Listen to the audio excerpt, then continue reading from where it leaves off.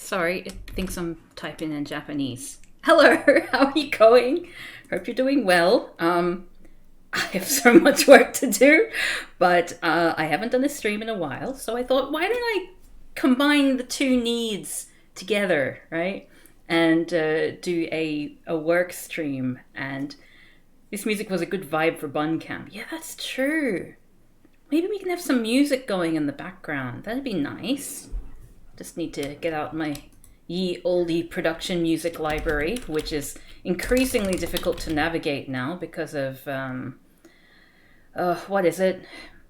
YouTube Music, which has taken over from Google Music and has decided that all of my albums are actually made up of lots of different albums. Like, I don't know what they've done, but like it's a disaster and I hate it.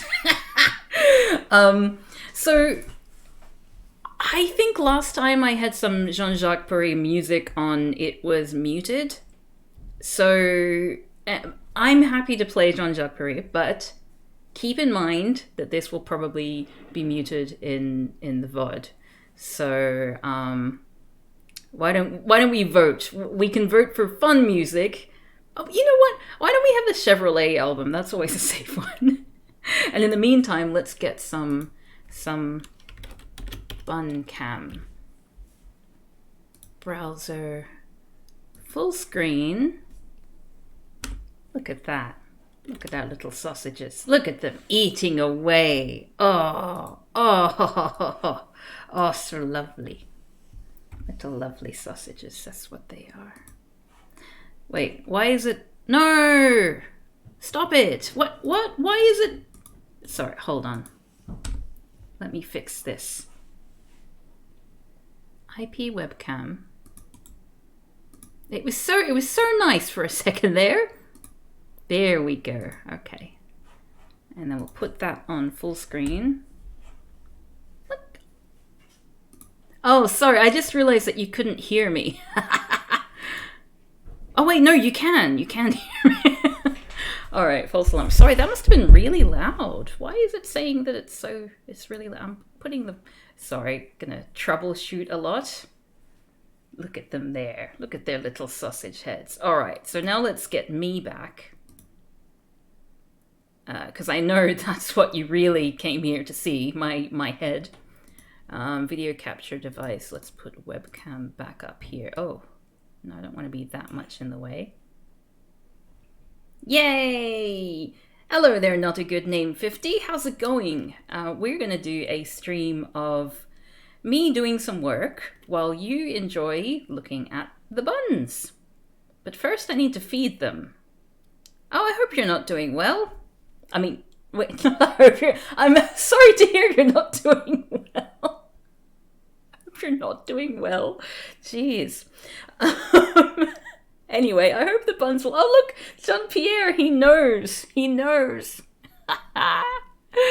All right, so I'm going to pop away for a sec. You're not going to be able to hear me, obviously, during that time, because, yes, there will be little buns. I hope to... Stop it, William.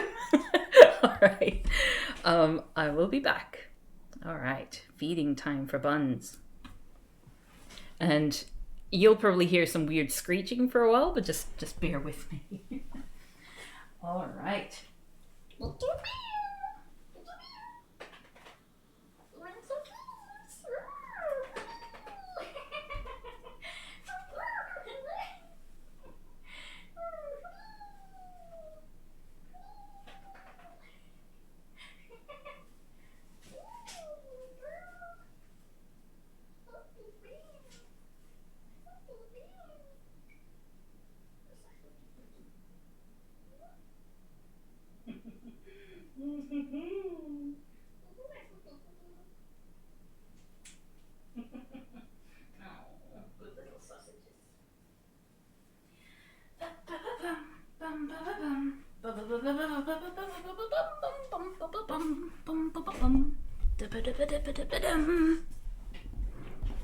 There we go. Oh. Oh, look at them eating away. Eating away like little sausages. Just like little sausages should. All right, so this is basically going to be the stream. And we're gonna, well, you're gonna keep me company while I do some work, which I was meant to do before, but have not. And we'll also keep an eye on the little buns. I love this little bun cam idea. This is so much better. Like, I'm gonna do this from now on so I can easily switch back and forth between bun cam. Oh, and I get to watch them while I work. This makes me so happy. Oh, look at little Bargy. She's so squat. Little squatty bun. And also, this is I get to see how they act when I'm not in the room, you know? Their ears are up. Normally when they're eating, their ears aren't up so much, so they must be eavesdropping on me. Sneaky little sausages, keeping an ear out, and I'll be able to make sure that Jean-Pierre is on his best behavior and that he doesn't pick on little Bargy while eating. That's good. They might know that there's a camera. Well, they seem to. They know that I put that in there for a reason. They were snuffling at it before, but remains to be seen whether they understand its purpose. Bunnies are very smart. Bargy's a very clever bun, even though she doesn't know how to climb up a ramp. Every day I'm snuffling. Okay, so while we do this, I'm going to... Oh, wait, no. How am I going to see the chat? You know what? What I can do is I can pop out the chat. Or I can just... Hold on. Let me fix something, because I have some... Welcome to the chat room, it says. Thank you. It's a pleasure to be here in said chat room. All right. Okay, so now I'm going to move this so that my workspace is visible for me, but I can also see the chat and engage you in fine conversation. So how have you been anyway? How's your week? Oh, I love the bunny cam. This is so good for my morale. You have no idea. Oh, it's been such a rough week. Okay, so what I'm doing at the moment for my work, and you're not allowed to see it because it's highly confidential. This is, I'm preparing a translation which is going to be used for a court case. So it's a set of business emails between people in two different companies.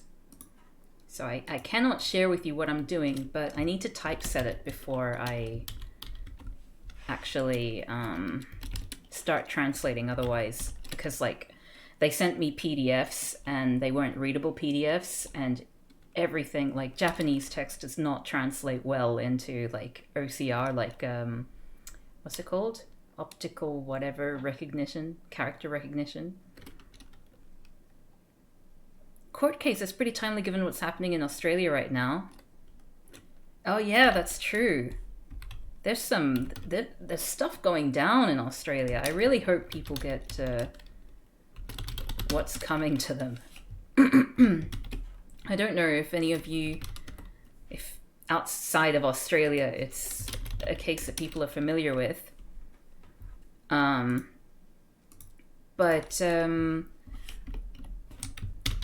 essentially it's a Me Too sort of situation where the Prime Minister was privy to information about someone's behavior towards someone, towards a woman that was untoward. This is me sanitizing it as best I can.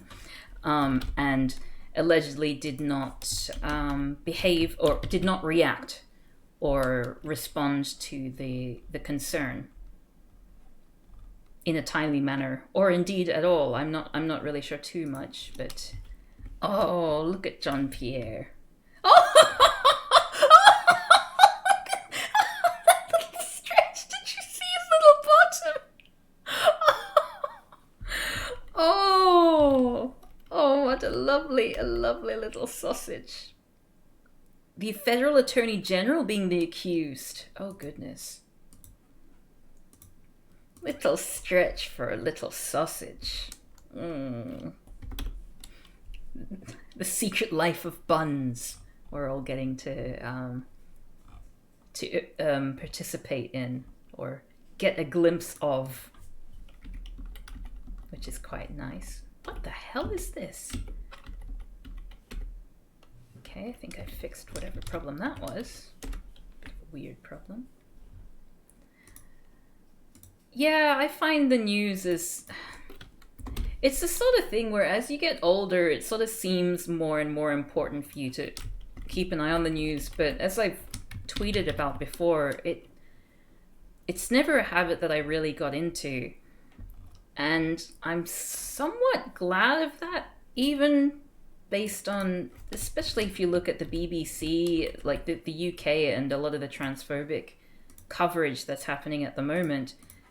That's 100% a trap that, you know, I could have fallen into if I were a younger, more angry, less aware feminist. Because the rhetoric is the way that it's framed in terms of protecting women and all that. It's something I could have fallen into, I'm pretty sure.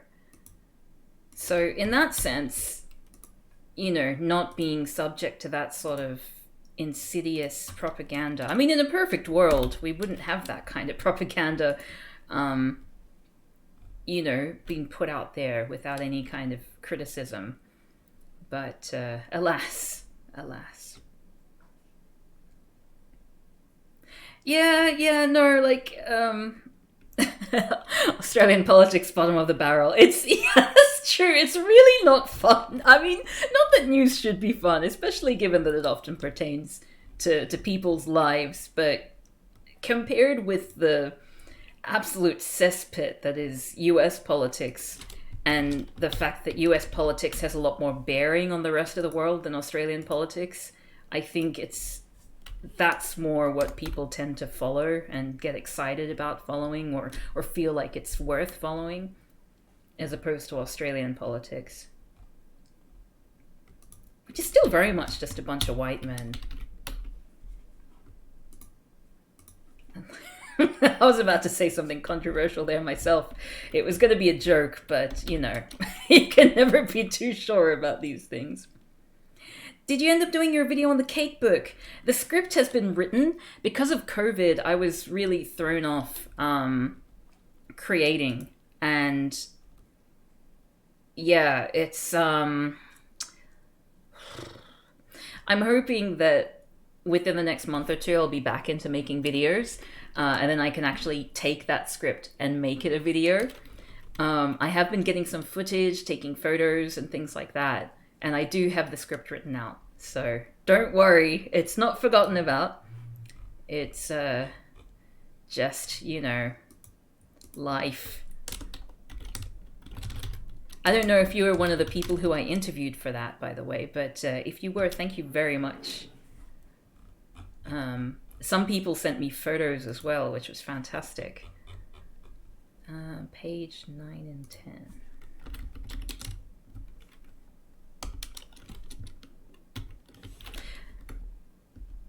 Yeah, that... Whoa! Sorry. Sorry, just... I wasn't expecting something to happen, which did. There we go. Wait, what was I saying? Oh yeah, like mental health wise as well. Sometimes it is definitely for the best not to be looking at the news, especially given a lot of the slant that people, I mean, that news publications tend to give, and especially when it comes across as a sort of two sides thing when it's not actually a two sides issue. That's unpleasant to deal with. Oh, look at them feeding away like little sausages. Oh, I love them so much. I hate that they're just fosters. I hate that I'm gonna have to give them away at some point. Speaking of which, though, if you're in the Melbourne area and you're an experienced rabbit friend, be in touch. Because we're looking for a good home for them. My lovely, lovely baby sausages.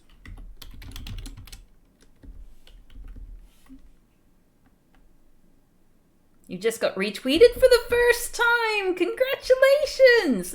Nice! Things are indeed looking up for you. I wish you many more retweets to come.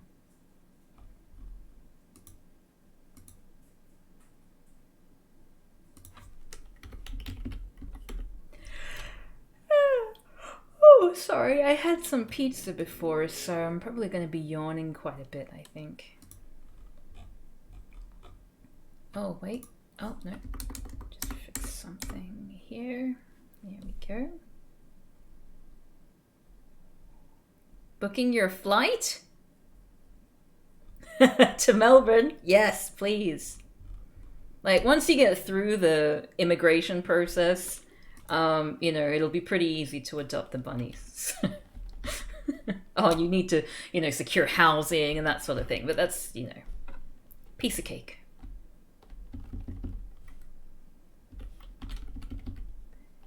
All right.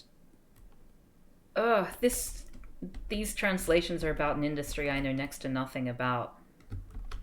So it's going to be fun to translate.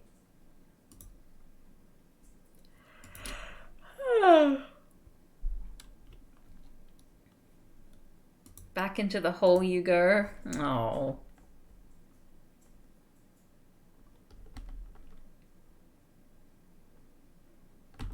Well, if it makes you feel any better, I'm in a constant state of like hemorrhaging followers because I don't have a brand, like a proper brand. So people will follow me because, I don't know, they see that I've tweeted something about racism and then I start going on about my bunnies and it puts people off. Or people follow me because of the bunnies and then I start talking about racism and they're like, ugh, a bit heavy for me. So, I think it's much nicer to not grow at all than to be, you know, slowly losing followers. I mean, no, like, it does sort of go up, but it's always, like, especially since my account got reinstated, I've been sort of, like, just plateauing in terms of, like, losing a bunch, and then like a tweet goes viral and so like it goes back up and then it just slowly goes down until another tweet goes viral, then it goes back up.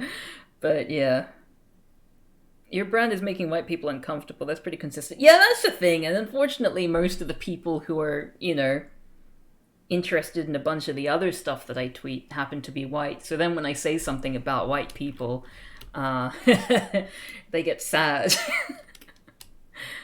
Probably fair enough. I understand their sadness. I'm part white myself, so I intimately understand what it's like to be white. I can tell you for a fact that it's okay. You know, it's okay to be white. In case you weren't sure about that. It's alright. It's alright. It's alright. It's okay to be white. Like, it's not that great, but it's okay, you know? Can't complain.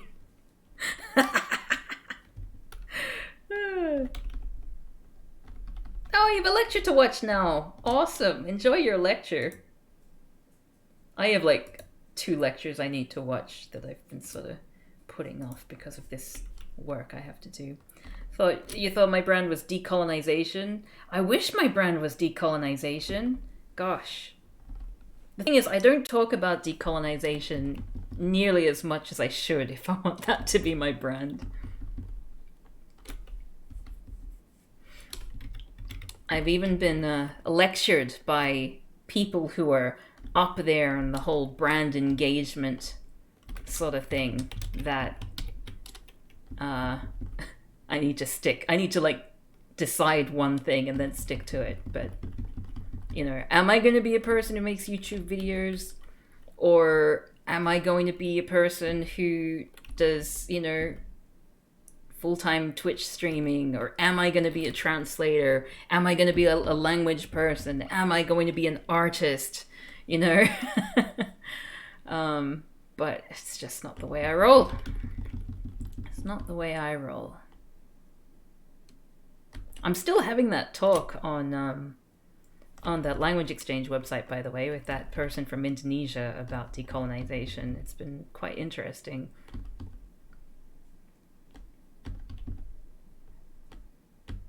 Oh, and I can tell you the thing that the job that I was going for now, because although I was a strong contender and made it to like the final thing, I did not get the job. So I was going for a job as a translator at Duolingo, which was quite exciting. And as it turns out, being a translator for Duolingo doesn't mean translating like in-house materials. That was sort of what I was thinking. But it's actually helping to make the sentences for the lessons. But what's the challenge there is not so much the sentences that they come up with, but it involves coming up with all the correct variations of the same sentence. So in Duolingo you can say I'm going to the beach, or I am going to the beach, or I will go to the beach, and that would all be considered to be a correct translation. That's what you need to do, and you need to like enclose it in like square brackets. Like there's some light coding that's involved as well. So that was, it was definitely a learning experience, because all the tests basically involved going through some of those sample sentences, and you get feedback every time. Honestly, I think I prefer actual translation work to that. Having said that, I think it would have been kind of fun to work for Duolingo, and they said that they would keep me on call for like additional positions or additional like other jobs that are relevant to me that come up. I mean, I know they say that all the time, but still, it feels nice. It feels nice to be told you are a strong contender, and we'll keep you on record.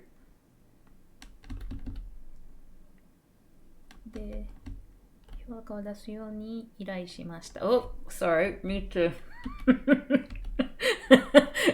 to not say confidential information. Yeah, I know what you mean, Mr. Fist. It is, you do kind of want to make videos on your own. Oh, Bargy, what you doing? Oh, did you see her look up when I said, Bargy, what you doing? It's kind of like oh my goodness, did you see the little stretch? Oh, I love my little sausage. Little sausage Bargy. Oh, is she gonna come join me? Oh, okay, no, she's interested in the... Uh-oh, that might be the end of my phone. Bargy, what are you doing? Be good, right? Bargy, okay, good, she's cleaning herself. Is anything in that court case going to affect the stock market? Blink twice for stonks. Look at Jean-Pierre, they're probably having a conversation right now, like, oh, how are we going to deal with this situation? We're being filmed. We're on candid camera. For bunnies. What you doing, little Jean-Pierre? Look at this little button nose. Oh, I love them.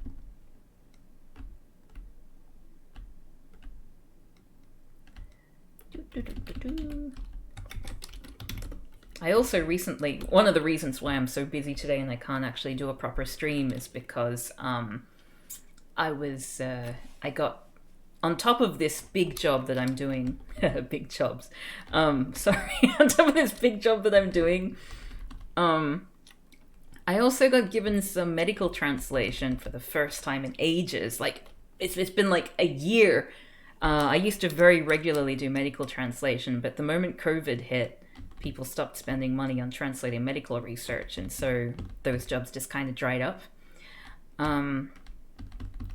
But yeah, I got two medical translations, and I'm excited because I quite enjoyed them. They were always really interesting, except for the one that I did that was about feces. I mean, I guess that was interesting as well, but it wasn't a translation I was particularly excited about, given it was just about poo. Well, what can you do? You can't really. Oh, Jean-Pierre, what's he doing? What's Bargy doing? Her head's vibrating.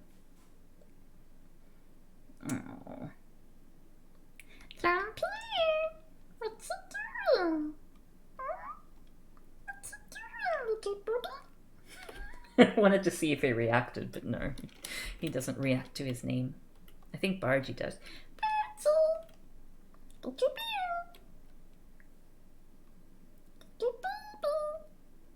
Oh, she stopped eating. You want to come here? No, she doesn't care. She's had her food. Oh, look at... I love how he never really... Whenever Jean-Pierre hops into the thing, he always leaves his butt out at first, and then he has to kind of like, in hindsight... behind sight. He's kind of like, oh, that's right. I have an arse. Oh, silly pudding. Okay, so back to work. I'm getting distracted.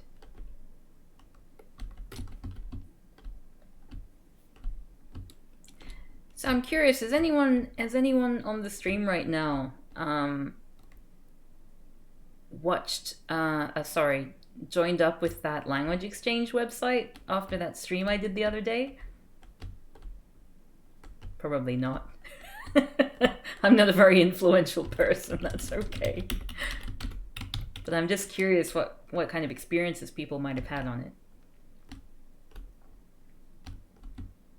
And if they also got the dating app kind of vibe.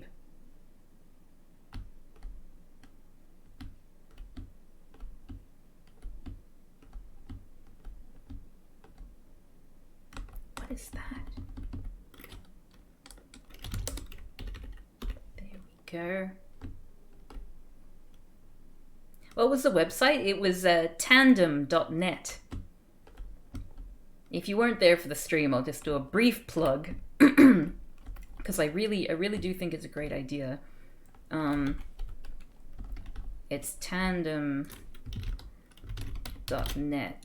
I believe, which is a language exchange website, which actually is quite good, even though it looks like Tinder when you sign in. But I've been able to have some actually interesting conversations on there that aren't just about the weather or anything like that. Yeah, that's the thing. It involves talking to people. If you're a native English speaker, I think it's a lot worse in that regard because there will be a swarm of people wanting to talk to you. But if you're from a non-English speaking background and you're looking to practice your English, I feel like you might have a better time of it in terms of the sea of people. But also, if you set your profile to offline, then new people can't find you. Which I only realized sort of in the last few days. I was wondering why no one was responding to my fantastic new topic of, hey, who here has watched Twin Peaks? And then I realized, oh, it's because I'm offline, so no one can actually see me having said that, which is fair enough. I forgive them for not talking to me about Twin Peaks. I miss talking about Twin Peaks with people. It's fun. I don't know why Twin Peaks of all different things. I guess because it's quite surreal, and a lot of people have strong opinions about which aspects are good about it and which aspects are not good. Oh, hey there, Bryn. How's it going? We're talking about Twin Peaks, I suppose, while having a bunny cam while I do some work. Because I'm really behind in my work, but I haven't streamed in a while. And so I figure you got so obsessed with it a few years ago. Yeah, me too. I got obsessed with it at a really good time, which was just around the time that they were about to announce the third season. The third series was going to come out. So I didn't have to wait 25 years until I could see the third season.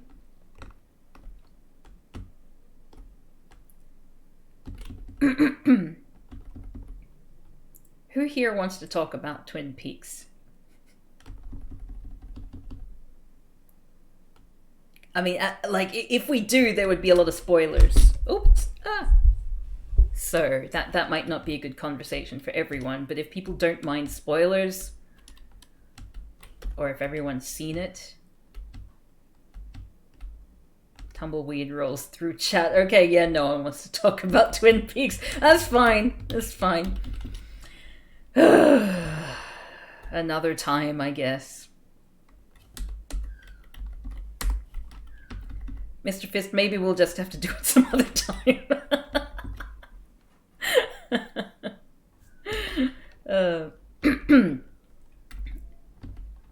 For those of you who don't know, Mr. Fist was one of my earliest film club patrons back when I was doing the film club as like a paid tier. I mean, it technically still is, but I've just, during the pandemic, I've opened it up to everyone. And one of the first films that we watched for the film club was, what was it, Lost Highway?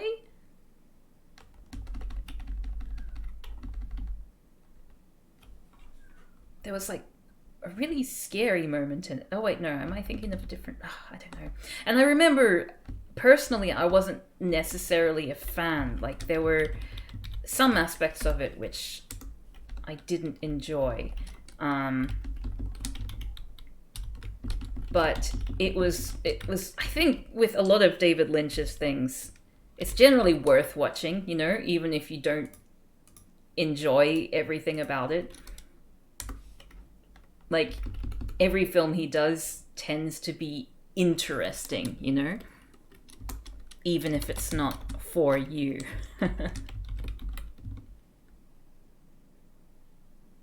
Dark Crimes was the first film, that's right. Yeah, that's the thing. I remember discussing it afterwards. I found aspects of it quite sleazy. And I honestly feel that way about a lot of David Lynch's works. Like, I know there are people who, you know, will swear by the fact that, you know, they think that he's coming at these films from a feminist perspective. And I don't necessarily agree with that. Like, I could probably get behind the idea that he thinks he's coming at something from a feminist perspective.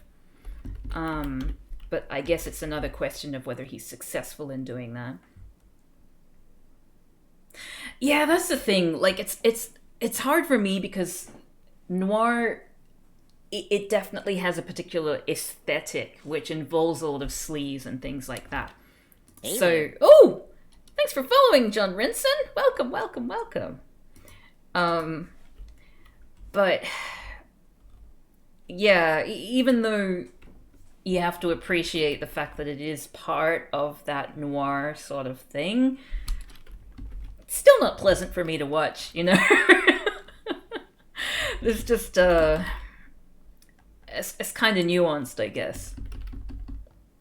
And I can see why people would be able to appreciate it for the noir element. But for me, it's just unpleasant to watch, you know? No matter whether or not I can appreciate why it's like that.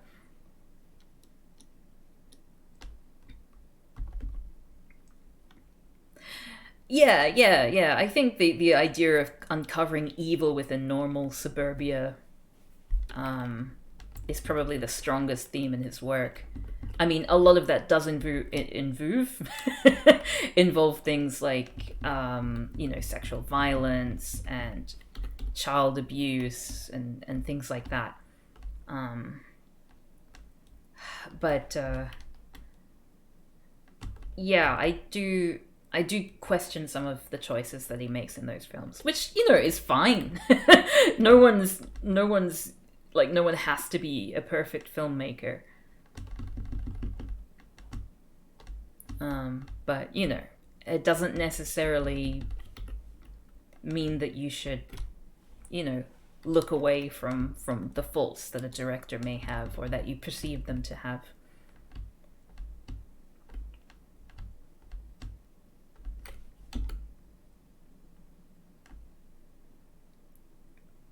There's definitely choices in Dune, I question. I've never seen it. One of my best friends from high school loved that film, though.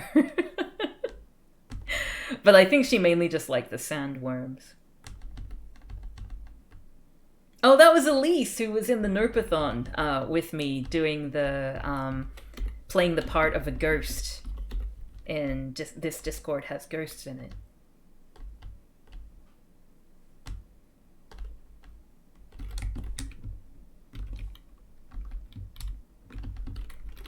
Well, I think that's the thing about film criticism, really. Like, ultimately, I think the best film criticism is that where people can disagree about, you know, about what they think about a film, but also, like, concede that it's, you know, their opinion.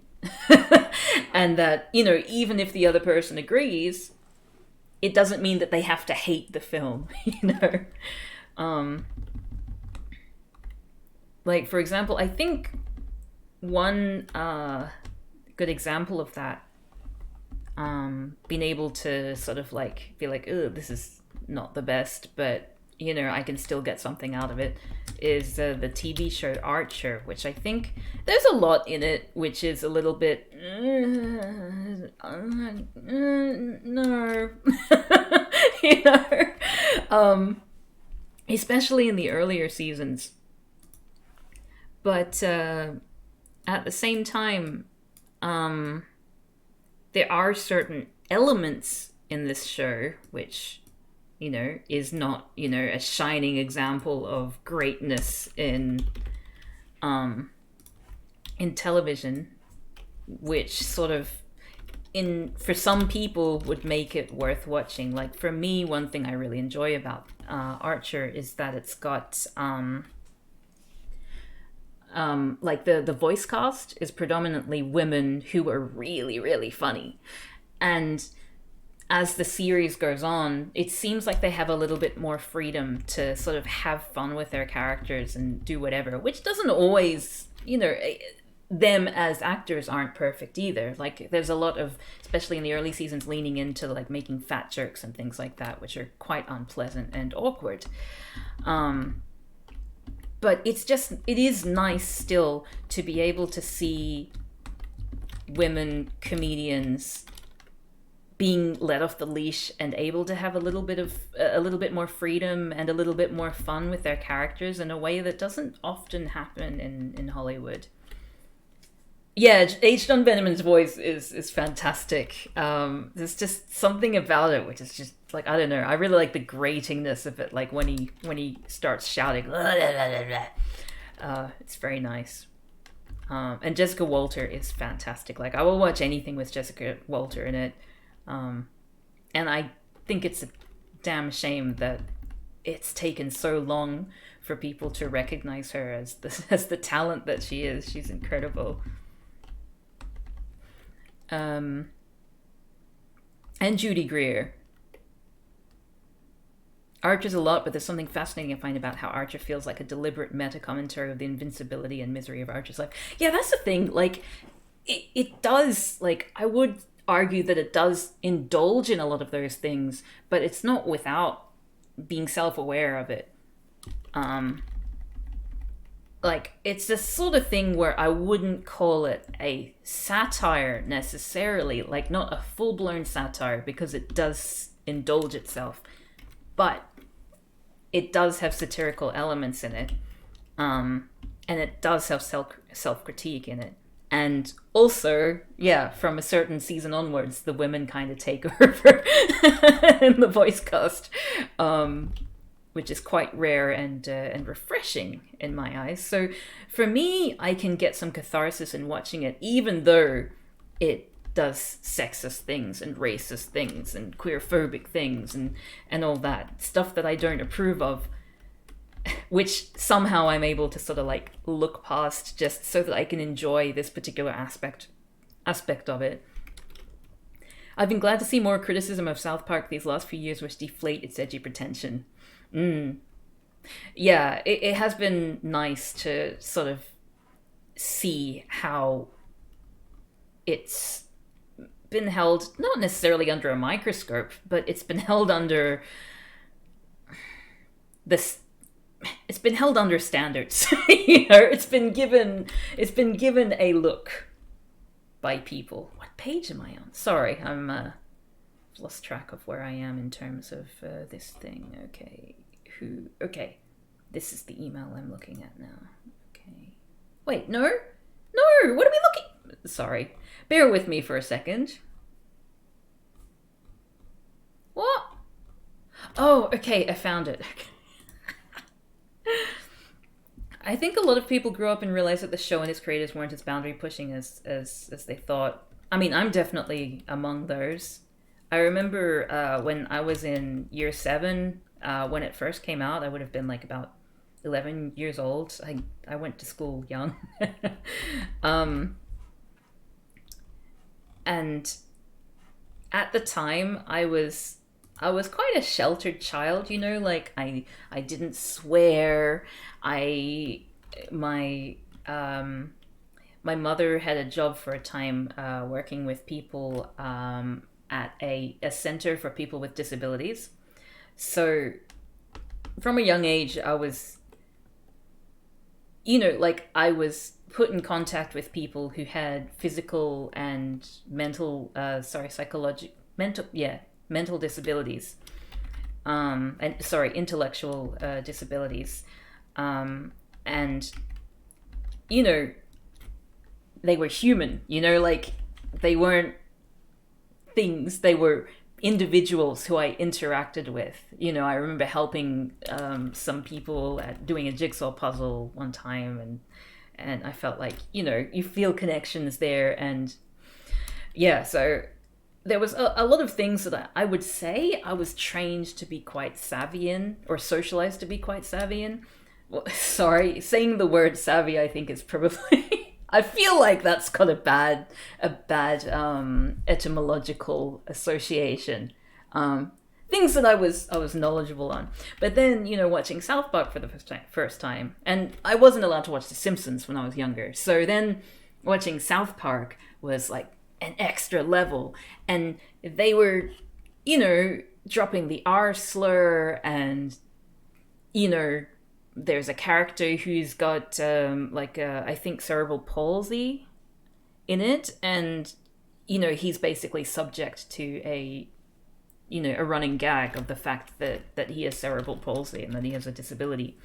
And there was something that was kind of like, wait, am I allowed to say that? Is that, everyone at school was talking about how cool it was.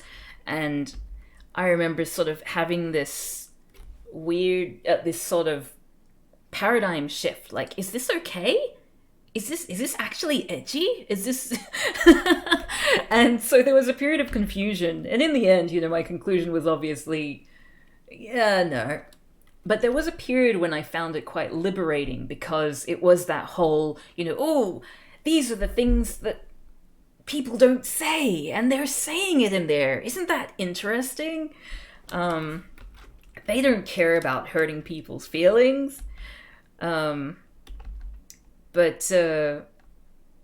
yeah, it's funny, isn't it? I think there was a period when that was perceived to be genuinely edgy and genuinely pushing boundaries. But like, what boundaries was it pushing in the end? Who was, which, I can't think of a way to describe it, but it's kind of like the walls that they were breaking down were walls that were not really there in the first place. scrabbling away at gravel like, oh, look at us. Oh, I bet no one's ever thought of doing this before. Sigh. I'm glad that comedy as a sort of entity has started to re-embrace the idea of being funny and wholesome at the same time. Not because I think that,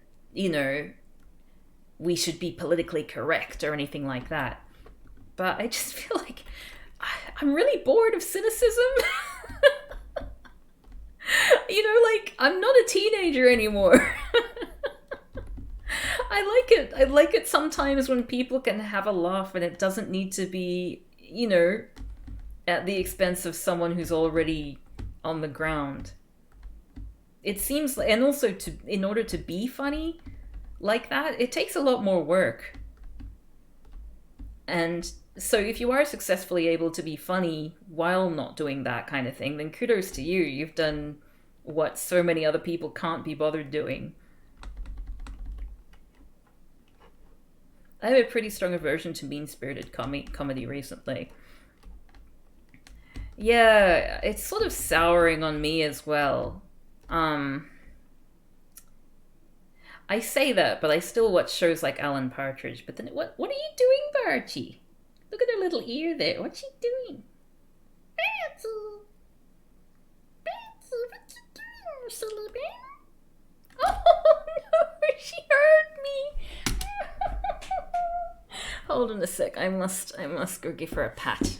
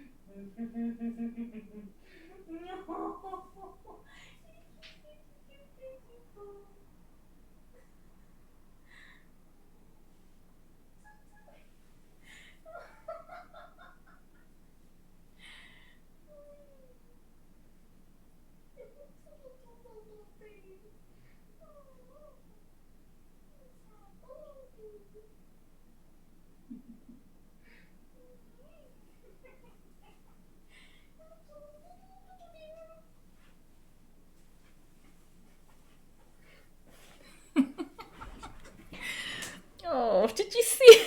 Did you see his little paws on the side of the tray? That's so cute. Oh, I love my little sausages. If they come over here, I'll move the camera, so that it has a view of them. Although you might also get a view of my butt. Okay. Sorry, what were we talking about? We were talking about mean-spirited comedy. And about how I like Alan Partridge. Like, I feel like Alan Partridge is sort of like punching up at, your sort of general, sort of right-leaning, conservative British person who's at the top of the food pyramid, but still can't get a break.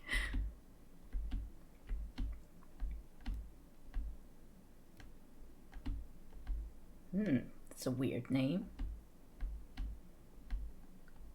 Oh, it's getting cold. I should close the window. Oh! Someone ran past again. Oh, little John Pierre. What's he doing? Oh, I love getting to see what they do when I'm not around. How would you compare Partridge to Jonathan Pie? I'm not familiar with Jonathan Pie.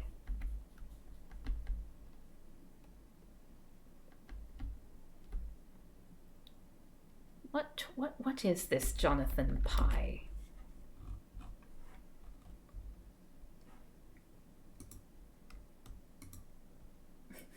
Oh, I think he's gonna have a little sit over there. Oh, he's gonna wash his little face. Oh, oh my god.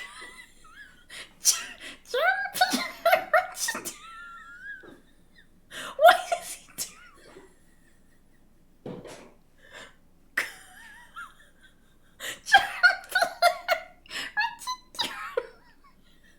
Why does he do that? There was still food left.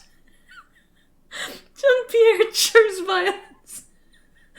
You're just sitting there like, haha, I am undefeated. What an ass. Oh, the lovely little silly ass. I don't know if you heard that crash as he threw it. Look, he's just sitting there. My work here is done. What a silly sausage. Little silly sausage Jean-Pierre.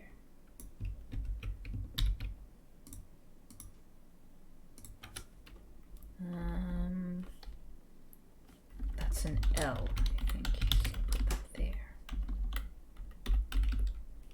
Wait, is there a bunny here? No, there's not. Jean-Pierre, what you doing? Looking very proud of himself.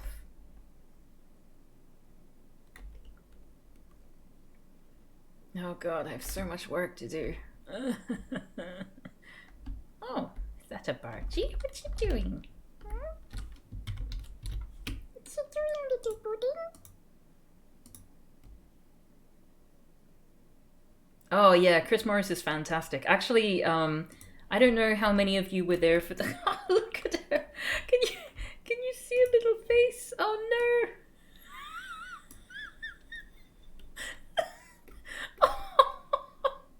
I'll see you later, Lillian.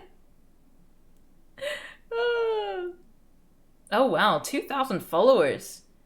I guess that's what you get for having an audience. I mean, for living in the UK and being able to do UK time zones. God. I was gonna be a partner at the end of last year. I'm so sad.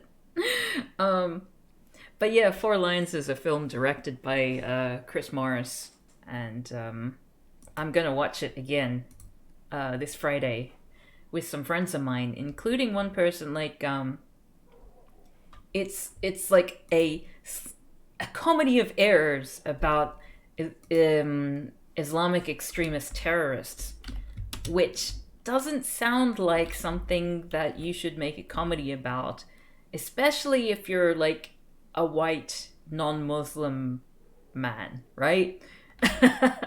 But Chris Morris did that, and actually, in my opinion, did it really successfully. And like, I read a retrospective recently by a bunch of the actors who are Muslim, who are in there, and you know, even like 10 years later, I think it was, you know, when all of the hype's over and they're allowed to criticize the films that they were in, they were still really proud of the work that they did and had a lot of praise for Chris Morris's approach in the film and the research that he did into the Muslim communities in the UK.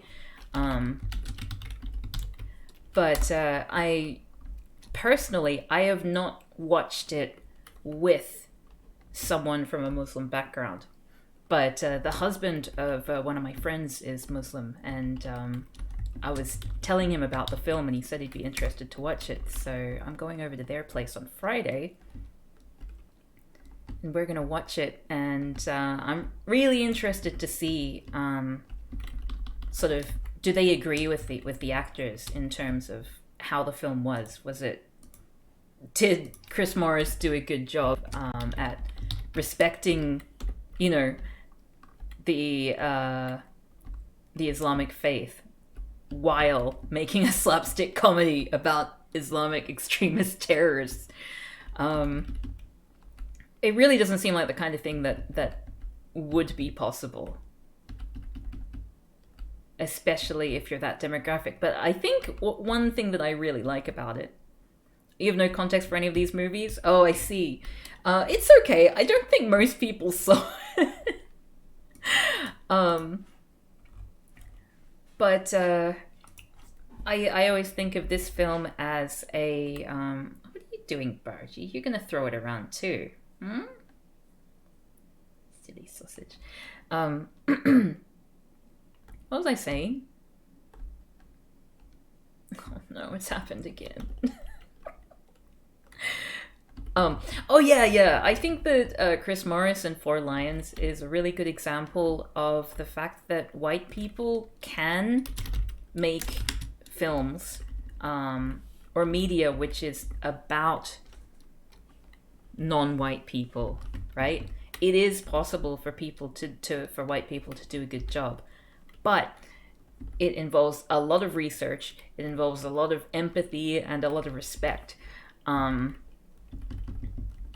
So I get like really annoyed when people frame the discussion of representation of, like non-white people or queer people or trans people or whatever as, people like, oh, well, you're telling us that we can't include diverse people in our things. It's like, no one's saying that. We just want you to actually portray those people, not like some boogeyman that exists in your head of what it might be like to possibly be affiliated in some way with that demographic. You know what I mean? Ugh. You just remembered Simba's jihad? that was from Four Lions, wasn't it?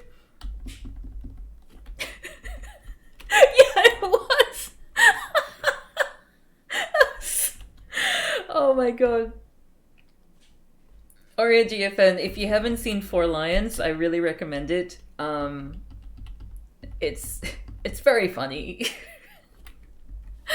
It's very silly. I think yeah, it makes fun of a lot of stereotypes that people have about Islam and Muslim people, at least in the UK.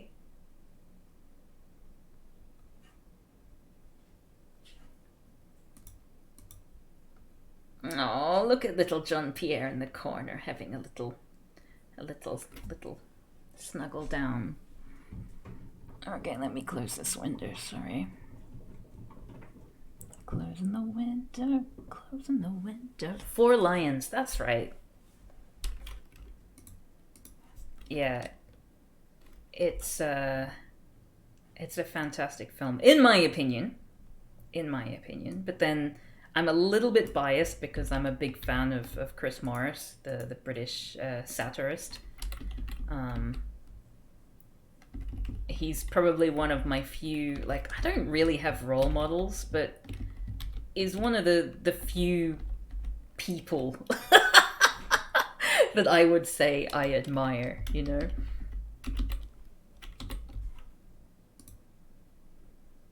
How are we gonna format this? Wait, no, how is that help? John P. John P. What's she doing? Oh my god. What does he do it for? What has he got against it? All he knows is how to destroy.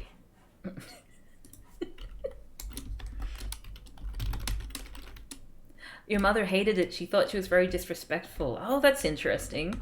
Is your mother Muslim or? Don't mean to pry, but I'm just sort of curious. Like, I have a friend who watched it with me one time, and he also was saying that it was quite disrespectful. Not like he also is not Muslim. Like, he's a so. Whereas I find it a really sweet portrayal of diaspora and the issues that diaspora face. Oh, she's not Muslim.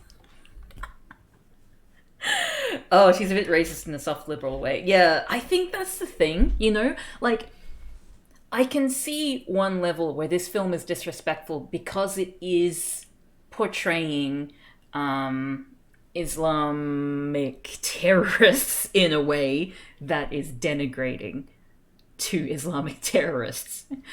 And I can see people projecting that to be about all Muslims. But when you look at the scenes of the lives of the terrorists, it's actually quite, especially like the main character, who's portrayed by, oh, what's his name? Very handsome man. Let me look it up. He's been in a bunch of other stuff. He's a very politically minded Muslim actor. What's his name? Riz Ahmed. Riz Ahmed, that's him. Yes, thank you, Mr. Fist. Like his character in particular, even though, he's not really a hero, but he's portrayed in a really, really sympathetic way. Which, I don't know, like the first time I watched it, I thought it was quite good, but then the second time I watched it, I was like, oh my god, this is a film about me. Because it's about South Asian diaspora, right? And that resonated with me a lot more than I thought it would for a film that's about terrorism, because it really sort of encapsulates that whole, okay, well, you don't look like what a British person is meant to look like. Therefore, you're not. You're not British, and nothing that you ever do or say will make us believe otherwise, because you just do not have the look of a British, what we consider to be a British person. And you can sort of see how that bubbles into anger. And, through being misguided or brainwashed, that anger then gets transformed into, that kind of radicalization. Fascinating stuff. Like, how do you get a nuanced portrayal of terrorists? I'm still really, I'm just so impressed by that job.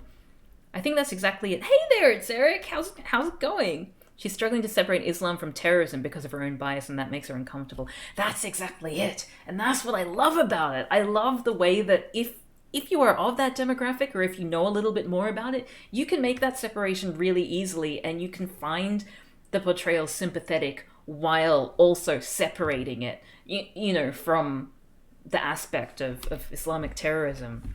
But if you're not quite there, it will 100% come across as, this is making fun of Muslims because all Muslims are terrorists.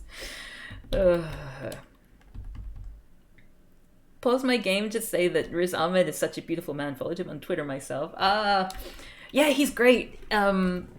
He, in the retrospective about Four Lions, I was quite excited about what he had to say about the film, and about how he initially turned the film down because, he's a respectable Muslim man who isn't acting and doesn't want to get typecast, as a terrorist. And he doesn't want to take on a role which is going to denigrate Muslim people, of course. But he was able to be talked around to doing it, and he didn't seem to have any regrets about doing it either, because of how the material was approached by Chris Morris and how it was researched. Oh yeah, we're talking about Four Lions. Did you watch that with us in Film Club, Eric?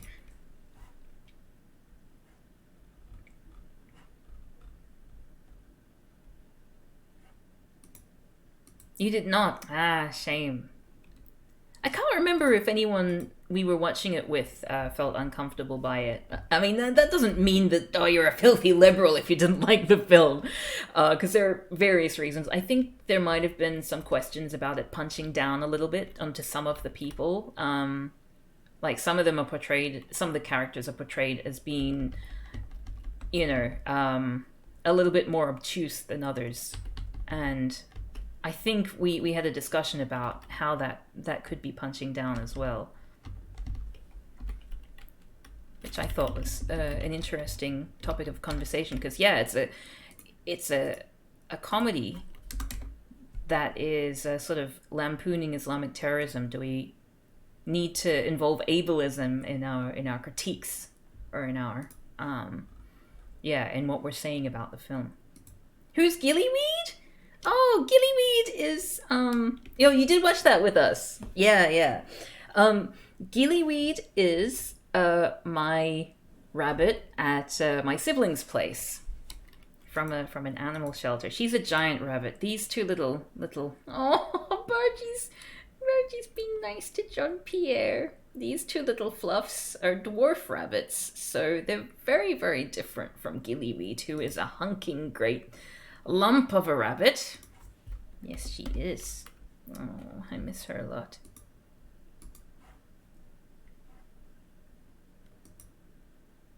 Wait, what's that?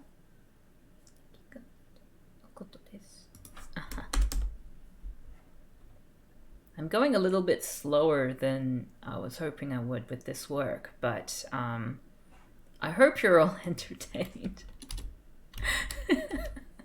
I've been enjoying having a chat. Yeah, the little buns are very cute. I don't know if there's anything, because I've been talking about films a lot. Not everyone has seen these films, so maybe we should talk about something else. But what? What is there to possibly talk about? Wait, no. Hold on. What? Oh, geez. Sorry. How? Sorry. I'm good. Oh, I see. Right. Okay. You're not really the kind of person who's able to analyze films the way that you do. I wasn't really the kind of person who could analyze films until quite recently. And it was mainly just because of my relationship with someone who worked in films, which sort of helped to give me the vocabulary to enjoy films on a different level.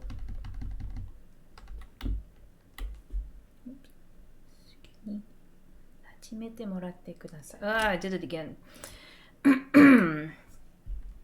Not that anyone can Google that text, because you would get 200 results, because that's just a common phrase that people say.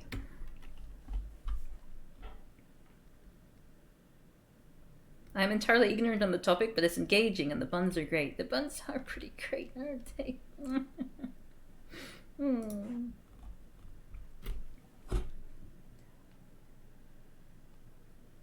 All right, everyone. What's your favorite Jim Carrey film? You're not allowed to say none. Even if you hate Jim Carrey, you have to choose one. Mine's the Sonic movie.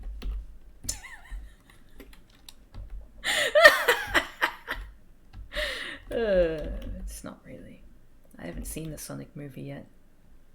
Oh, The Mask.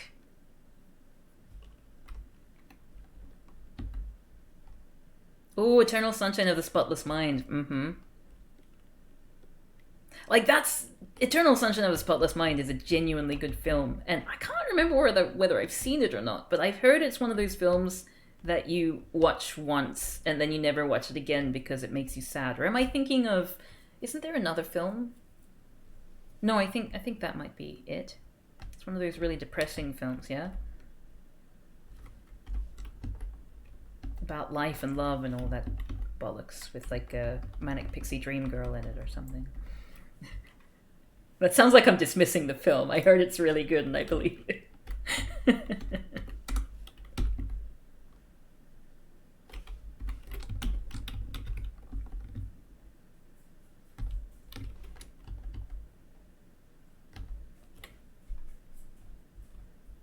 The Truman Show is a Jim Carrey film, yeah. I think it's one of the first ones where he sort of plays a more serious role. Oh, look at little John Pierre there, with his little hay sticking out of his mouth, like a little sausage eating hay. Oh, it's been so calming to just sit here and chat and watch my little sausages Little bottom sticking up.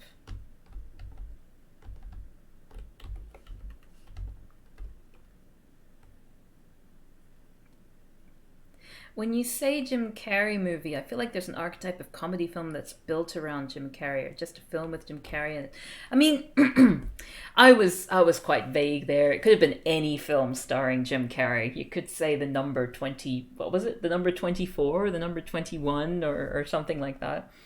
Um, but yeah, I always think of the comedies personally because I mean, if you've watched my YouTube videos, you know that I was a huge fan of Jim Carrey growing up. He was like my childhood hero.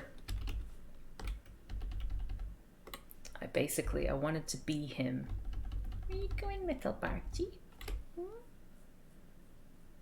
Please don't knock over the camera. The number 23, okay. Oh, she's messing with the phone again.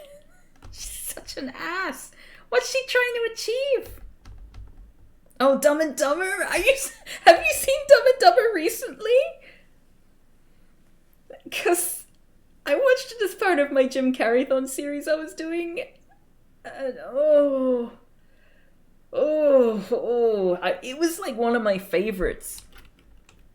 Actually, no, Ace Ventura: Pet Detective was my favorite, but Dumb and Dumber, I remember renting that out of the video store so many times. And like the rewatch. Oh, you still haven't seen Dumb and Dumber 2? I mean, my strongest advice is I want to say don't do it. And that's not because I want to actually egg you on to doing it and I'm just saying it to be coy, you know, as reverse psychology. I genuinely think that watching Dumb and Dumber 2 will leave you worse off than you were before watching the film. Like it was in my text review that I wrote, I think the word that I used to sum it up was hateful. Which, I mean, you don't really use that word to describe comedies that often, but I felt this film was hateful. It was a hateful comedy. It was so... Yeah, don't, please. I beg of you, don't do it for your own good. And if you do watch it, don't say I didn't warn you, because it essentially killed my Jim Carrey-thon when I was writing them as text articles. We had to stop it. Like, we tried one more film after Dumb and Dumber 2, and we were just numb. We couldn't do it. It was like there was just no point anymore. Oh. You have the Blu-ray of Dumb and Dumber 2? Oh, goodness. Bruce Almighty. Didn't really like that. I feel like Bruce Almighty sort of takes a similar character to his Liar Liar character. Like, those films are very much just, okay, well, Jim Carrey did well being, like, a nice father character who has some kind of flaw. And then he's given this power, and then the power sort of somehow ends up making him a better person.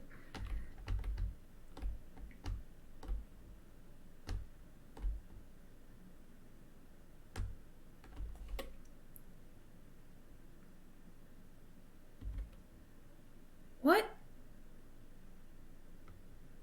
Oh dear, I don't know if that's the end of the sentence or not. That's annoying. I love the soundtrack in Dumb and Dumber. I can't remember the soundtrack for Dumb and Dumber. No entry for dark crimes. Yes, there's no entry for dark crimes. Like, you couldn't even call that. Oh, that's still weird. Look at his legs. Look at his front legs. He looks like his legs are going up into his head. Oh!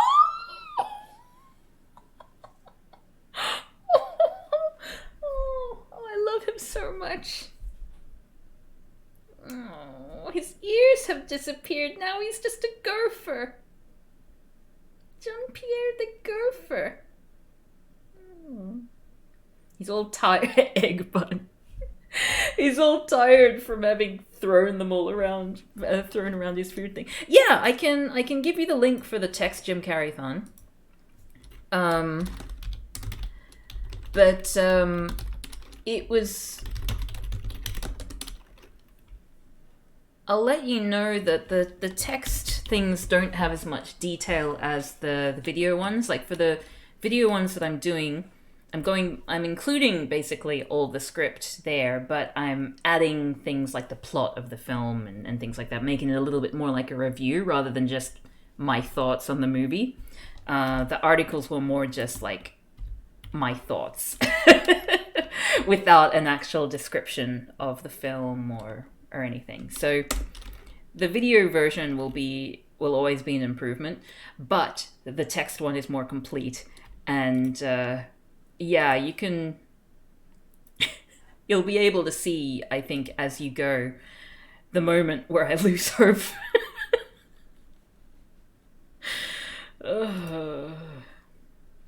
My life. When Jim Carrey pushes a light forward so it sways back and forth. Hilarious. When Jim Carrey, like, what is he doing? Like, he sexually assaults someone in that film, doesn't he? They do that stereotypical thing where, you know, there's a sex scene, but someone's really stressed out from work, or they work in crime scenes, and then they end up sort of having really rough sex or whatever, and there's like a juxtaposition of them having sex and like the horrible violent imagery and all that, and it's meant to be really good, dark and edgy. Such a tired old trope. In the interrogation room. That's right. Oof, okay. I'm almost done with a single document. I mean, to be fair, that document was quite long. But I am also... Wait, where does it say this? Oh, shit. Oh, good. That's where it says... I hate it when these people, in their emails, they don't put full stops at the end of their sentences and just do a line break. Because if the line goes to the end of the page, and then they keep writing, I can't tell whether it's a relative clause or whether the sentence is ended in Japanese. It's so annoying. Ugh, my life. Oh.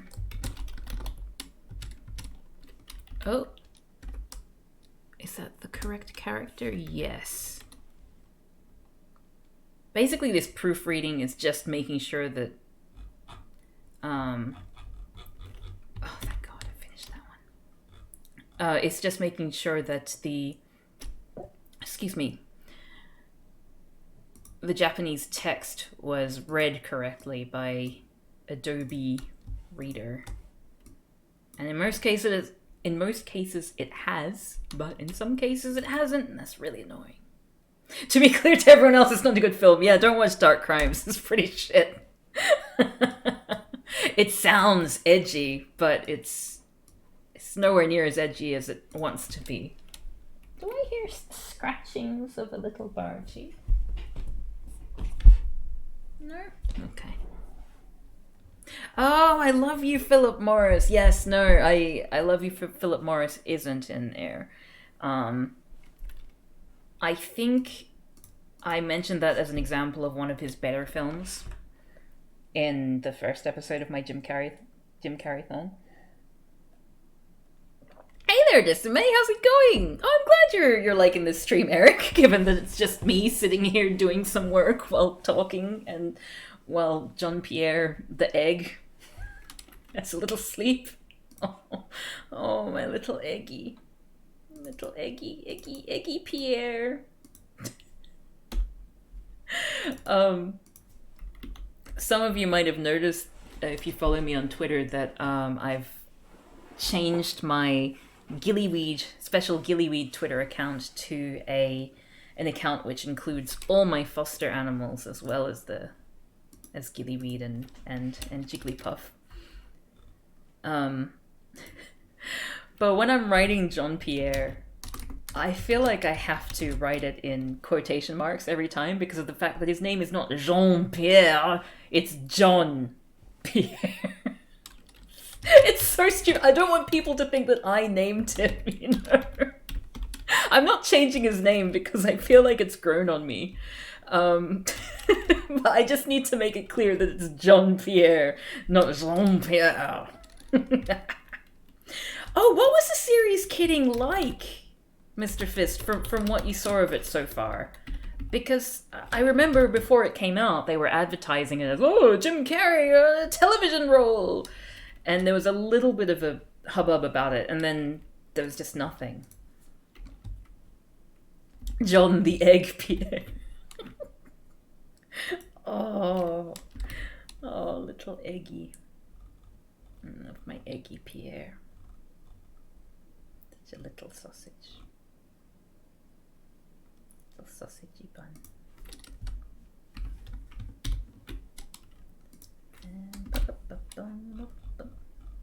Wonder where Bargy is. I might get up in a second and have a look. She's obviously figured out that she's being recorded and is off hiding somewhere.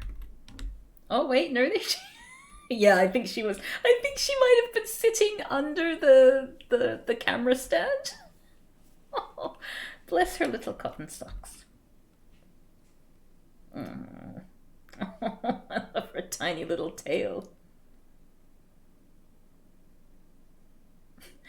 I love how Jean Pierre just like throws around the food tray and then Bargy comes up and just eats very daintily from it. Just picks up the scraps from the carnage that Jean Pierre's left behind. I've only seen the pilot and a bit of the second episode. It looks really good. Oh, okay. I'm really excited to see at the potential or the possibility of seeing Jim Carrey in a film that I enjoy. You know, like lately. What you doing?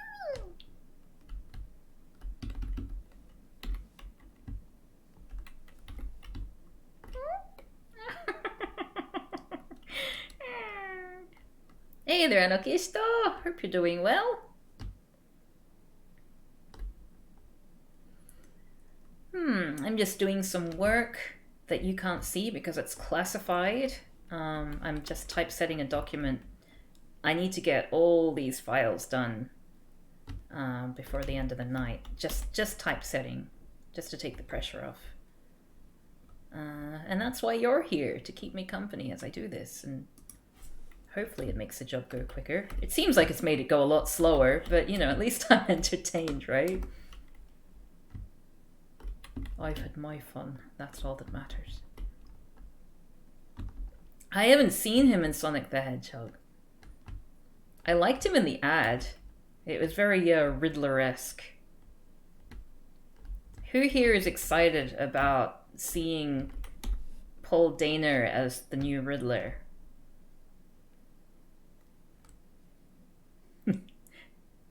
I hear crickets. To be fair, though, I love Paul Dano. I think that if anyone can reinvent the Riddler, it would probably be him.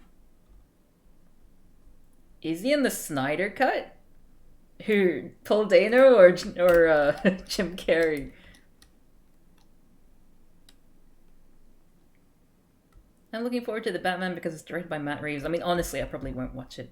If I do watch it, it'll probably just be to see Paul Dano as the Riddler. Or I might just look up a compilation on YouTube of Paul Dano as the Riddler. I just like him a lot. I think he's great. He's just got this really punchable face that I think makes him really good for Hollywood.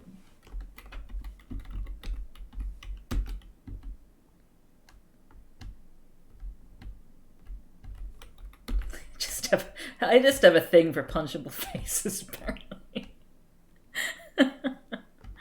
Don't worry, though. I'm not physically abusive to my friends and partners.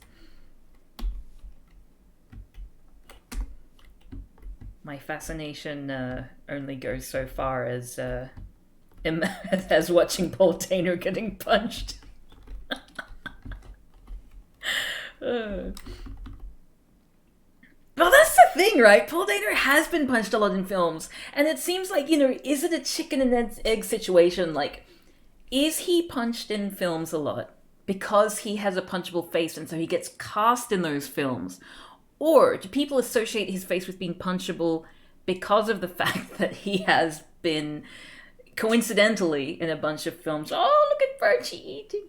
In a bunch of films where he gets beaten up. Paul Dano, the chicken and egg situation. I think we should warn Paul Dano and send him a picture of Cav. No, I would never do that. He's married with a child, so I wouldn't do that to his partners or his child.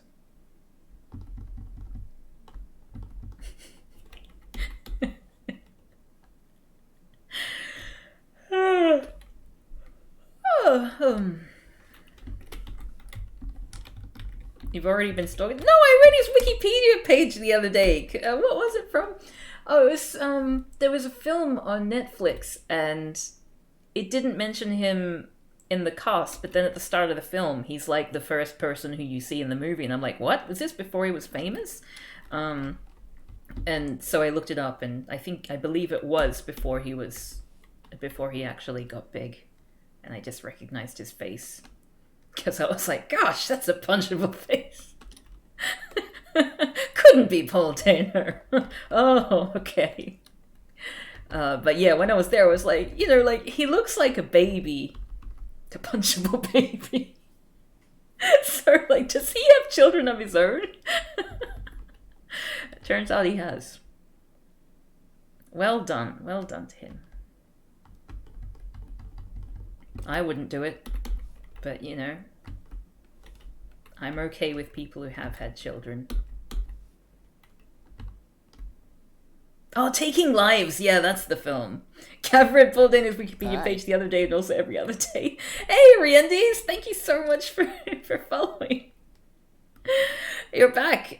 John Pierre, yes, he has been throwing around his food tray, well, his and Bargie's food tray quite a lot. But then he just woke up from a nap in which he looked like an egg for about 15 minutes. So yeah, that's got you about caught up. Bargie disappeared for a little bit. I think she was just she may have been sleeping underneath the camera stand that I've got up there. If I do this every day, if I have that stand up there every day, then it would make it a lot easier to get into Bunnycam, wouldn't it? Discipline head. Oh, like the head of discipline. Discipline head. This person in Japanese, who's writing in Japanese, just wrote the English term discipline head in the middle of a sentence, which I haven't read because I'm just typesetting and looking at the characters, but it's just discipline head.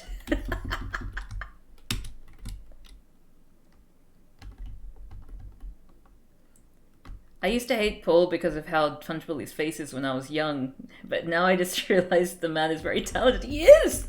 He is! I have not seen Ruby Sparks. Ori and the Will of the Wisp. Oh. Paul Dano's been in a lot of films and yet his face is so generic and unrecognizable. That's because it's always being punched, It just beats it out of shape. But yeah, he has a very... one of those faces that you can just... it can be any face. I'm sure, if he did a lot of, makeup things... then he'd be really good at drag or playing a variety of roles Johnny Depp, but a less, hopefully a less shitty person. I don't know if Paul Dano is a nice person or not.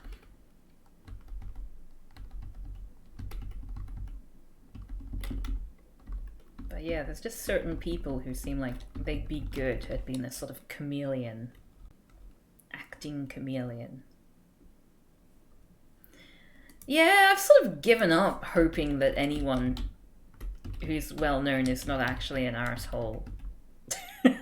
I just sort of assume that they are and just wait to find out how exactly they're an arsehole, you know? Where are we? Here we are. Paul Dano is at the moment a person. Mm-hmm.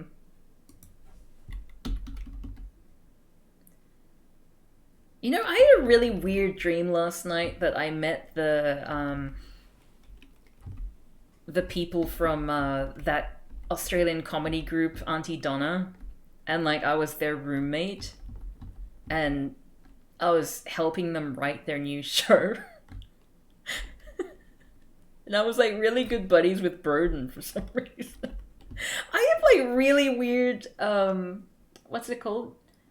Parasocial dreams. Like I never, when I wake up, I never have any desire to like be friends with these people or do anything. But when I sleep sometimes, I will have parasocial dreams where we're already friends, you know?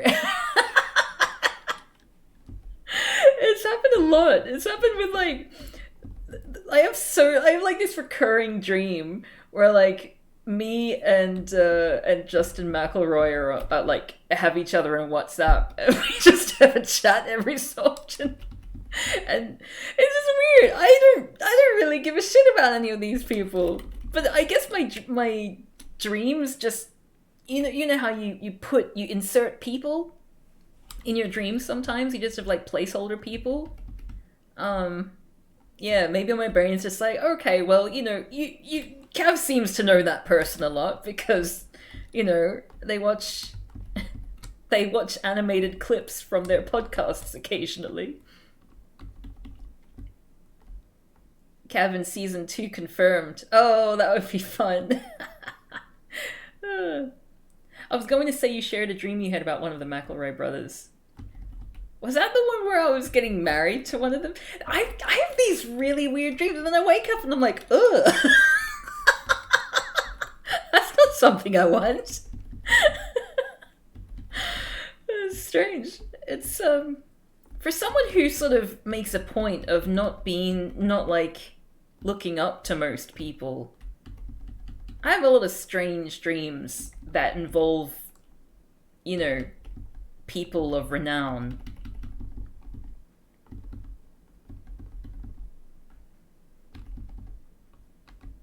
Yeah, it is very uncharacteristic of me. It's so strange. It's like Dream Cav is a completely different person. And it's not even me just saying, oh no, you know, me pretending that that's not something I'm interested in, but I have like zero interest in being friends with any of these people because, you know, I appreciate their work and it's like, well, they're probably an arsehole. So, you know, let's just appreciate their work, be done with it, and then, you know, I won't be disappointed. Apparently I'm an angry sleeper. Have you beaten people up in your sleep, or do you just swear a lot?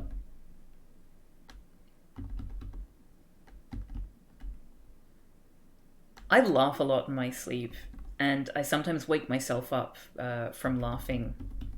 So I'm waking up, as I'm waking up, I'm laughing, and it's really creepy. Oh, I feel sorry for any future partner who has to put up with someone who's just... And sometimes it's a really evil laugh as well, like it's a wicked one, like as if I've just done something really naughty and gotten away with it, like it's like... So weird. You want what Baji's got? You punch someone while screaming, fuck off! I wish I had less weirdly grounded and realistic dreams. There's such whiplash to those. Yeah, I have a lot of anxiety dreams on top of that. Like, my dreams are just really vivid. I think Sean has talked on stream about me and my dreams from back when we were housemates. How I'd wake up in the morning and then walk over to where he is and be like, hey, guess what? I had a dream, blah, blah, blah, blah. And it'll just be listening to be polite, but actually doesn't give a shit because they're all really boring. To him, anyway. I think they're interesting. There's that word discipline head again. What does it mean? I'm so confused. John Pierre! Did you see John Pierre just steal the... He always does that. Like, he waits for Bargy to, like, pull out a nice bit of hay. You know, like a prime bit of hay. And then John Pierre will just, like, reach over and take it from her mouth. Big bully.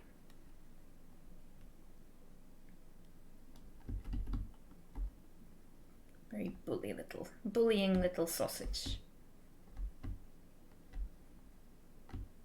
The thing is, you can't be too angry with him because he's so sweet to her the rest of the time. The moment food is around, he will be incredibly rude.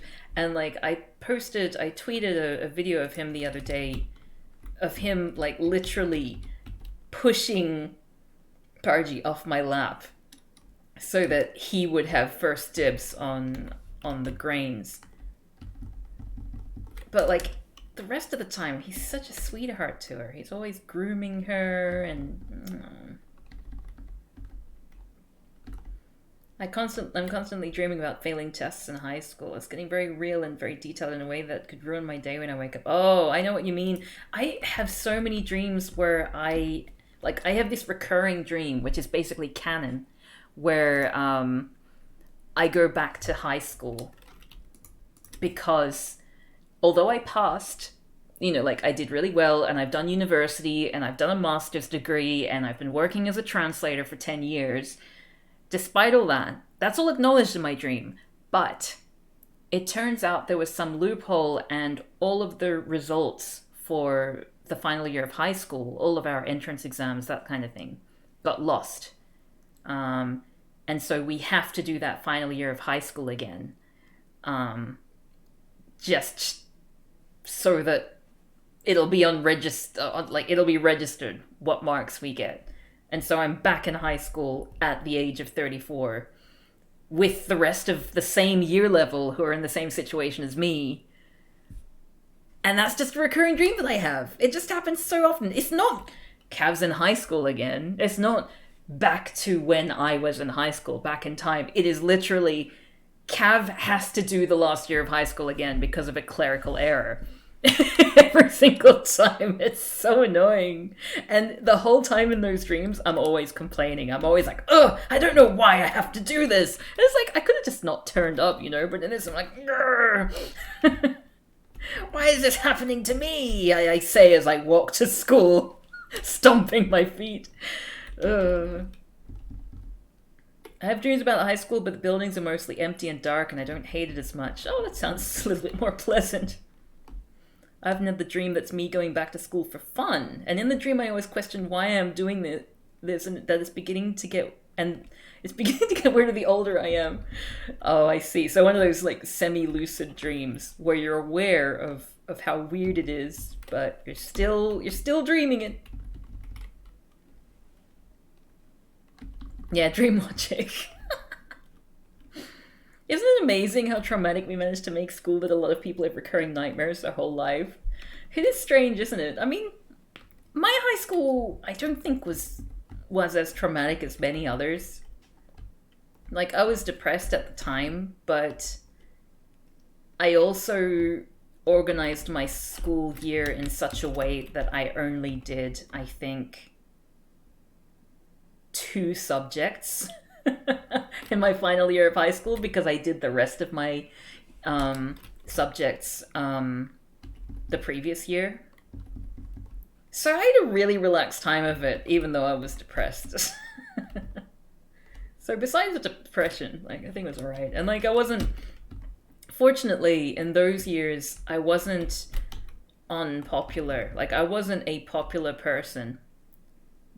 But I've always been the kind of person who gets along with, you know, a variety of people. So, like, I would just sit down and chat with anyone. Well, most people. I didn't like the people who were really into, like, going out to clubs underage and that sort of thing. But, like, all the normal people, I'll say. I got along with. So like I didn't have issues with making friends or anything, but I just was just pretty down. Starting to realize the world wasn't as fun as I thought it was going to be. Teenage angst.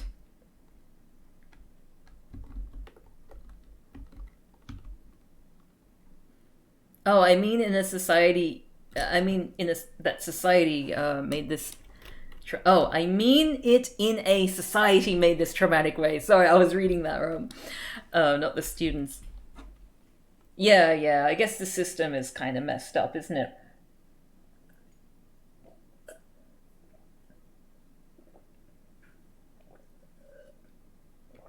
You want what's underneath Bargy now? Pooh?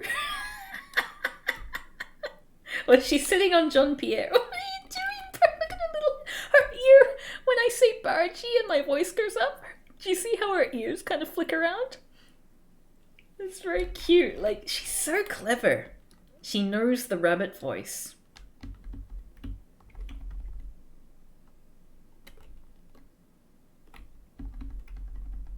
Okay.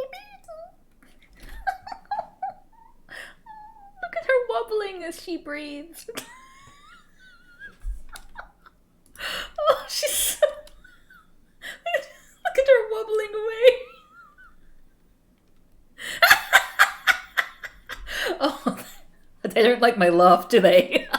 Did you see the birth go like, whoop? I should like have Bunny Cam on when I'm playing a scary game sometime and see how they react to my screams.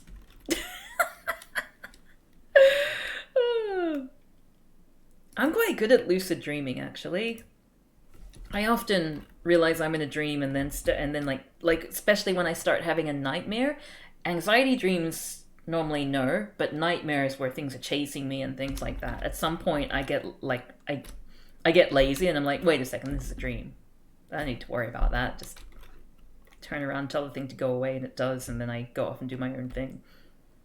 Or I'm like, oh, I'm just gonna fly out of this situation.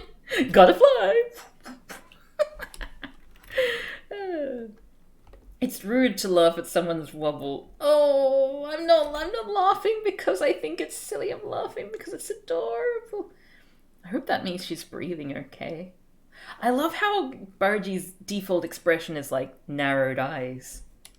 It just makes her seem so cool, you know? Like, yeah, I know what I'm doing. I'm a rabbit. Beep, beep, beep, beep.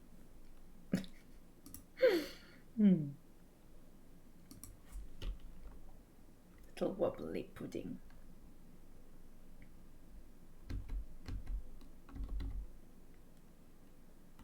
One of the tricks I have to manipulate the dream is by closing and opening doors, and then a different place I want to go is behind there. Oh, that's interesting. I know, for me, it's normally flying. It's great. Flying's fantastic. I started, did I ever say on stream how I learned how to do lucid dreaming and why? It was, cause I used to have so many, like, I've always had a lot of nightmares. Like, really vivid dreams. And if the condition, like, if I get too hot during the night, then a nightmare will happen. And it was to the point where I had to go see a child psychologist because, memories of the dreams that I had would haunt me during the day, that kind of thing. But there was one time I remember when I was staying. It's not actually relevant that I was in Fiji. I think it's only relevant because of the fact that Fiji is really, really hot. So I was having a lot of nightmares in Fiji because I would always go to sleep really, really hot. My mother's side of the family isn't that rich, so there was no air conditioning. It was basically we just have a fan going on at nighttime, that sort of thing. And I had this nightmare based on this video game character. What's his name? Is it Raiden from Mortal Kombat? The guy with the glowing eyes, and like he wears like one of those hats that has got like a glowing eyes. Anyway, I found him Raiden. Yeah, I found him really scary. But Raiden, it's probably Raiden. And I used to have nightmares about him coming after me, and it made me scared to go to sleep. And then I can't remember. I think someone gave me the advice of try confronting the person and asking them to be nice. And so the next time I went to sleep, oh!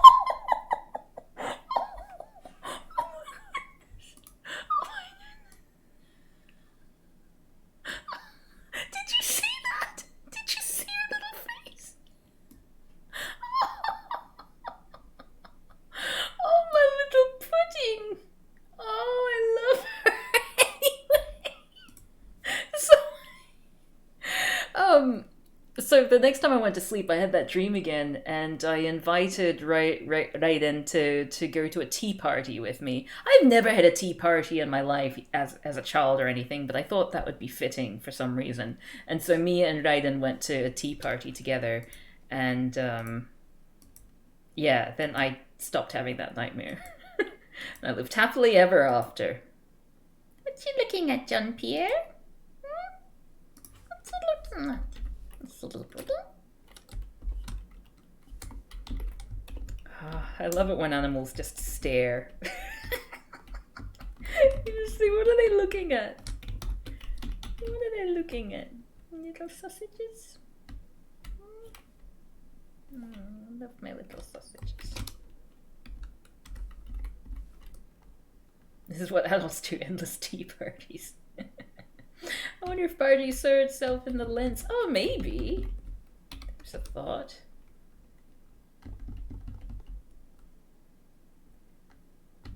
I wonder if rabbits can... I think the current understanding is that rabbits don't recognize themselves in the mirror. So they will think it's another rabbit. What? Dog? That isn't that word. With schedule.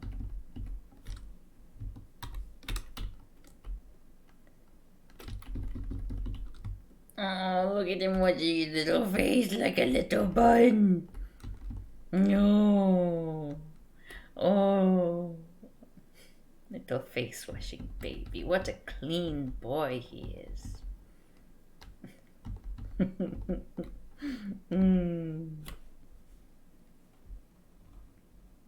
Look at his little belly. Can you see his belly? No, you can't see his belly. Look at his little belly there. Oh, little grey belly. He looks so proud of himself. Yes, I just cleaned myself. I'm very clever. Yes, my name is John Pierre. That's not what his voice would be. My name is John Pierre, I say. What jolly good nosh that was. Nom nom nom.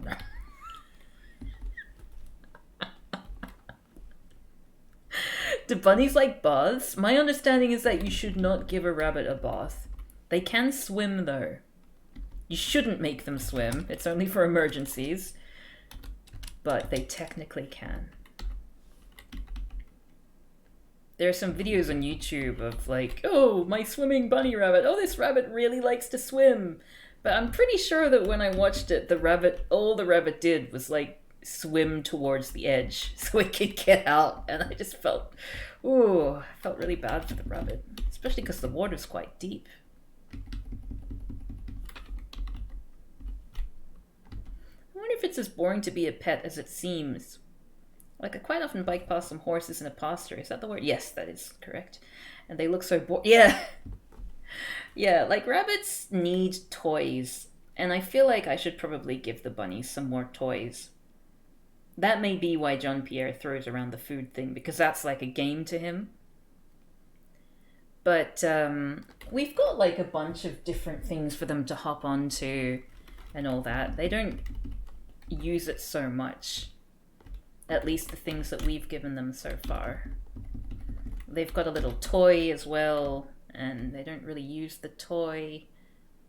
Besides, you know, wipe their chin on it, which basically means that's mine. Kodo. Hi. Oh! Sorry. Thank you for following Urkerman 386. John Peters used for. Sorry, I'm gonna burp. Excuse me. Would be funny if, like, I burped and I muted the microphone, but then the bunny's ears went up, like, oh jeez. Then it would seem like it was a very large burp. Welcome, Urkerman 386. I hope you're doing well.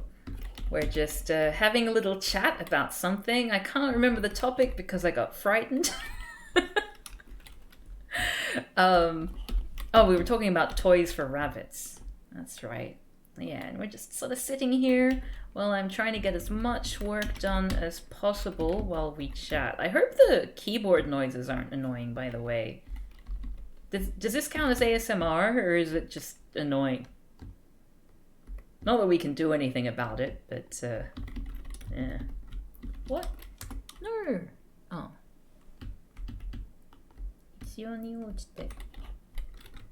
The keyboard noises are fine. All ASMR is annoying, so there's that.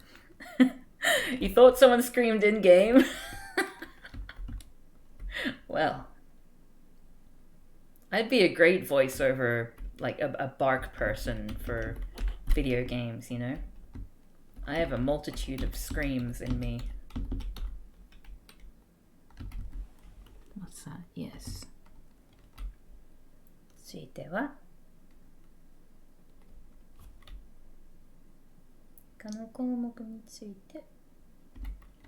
That is not the correct character.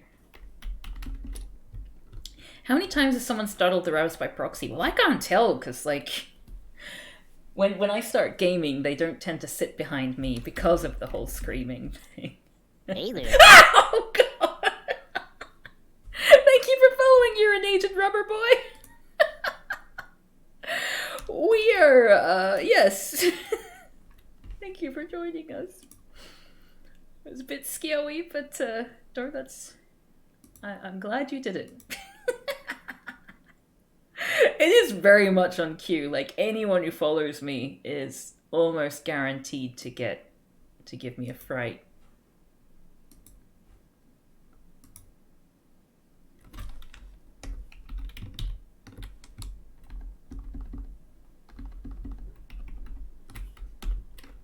Oh, that's a very true statement from me. I do hate gambling. Ah, no.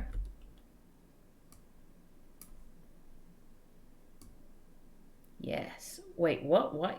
Oh. Okay. Steven Spielberg said today on Twitter he's gonna stop making Jurassic Park movies. No! No. Well, I mean, at least that Jurassic World game was pretty cool, even though it had too many nods to the latest movies. So, you know, we can make our own Jurassic Park. Thanks to the magic of video games. Yeah, Hollywood is not going to let it die out at all.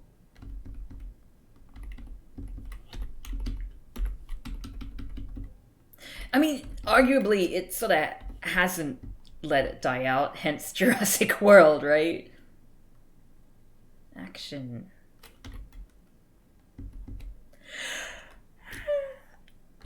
Oh, excuse me. Oh goodness.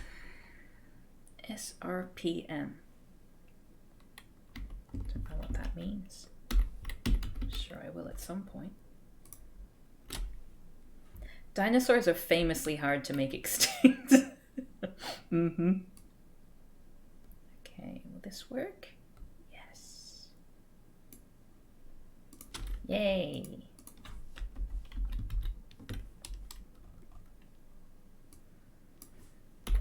Typesetting. That old fruit. Oh god, there's so much more to go in this document. How many more documents do I have left? Oh jeez. I've got 15 documents to go. Although I think...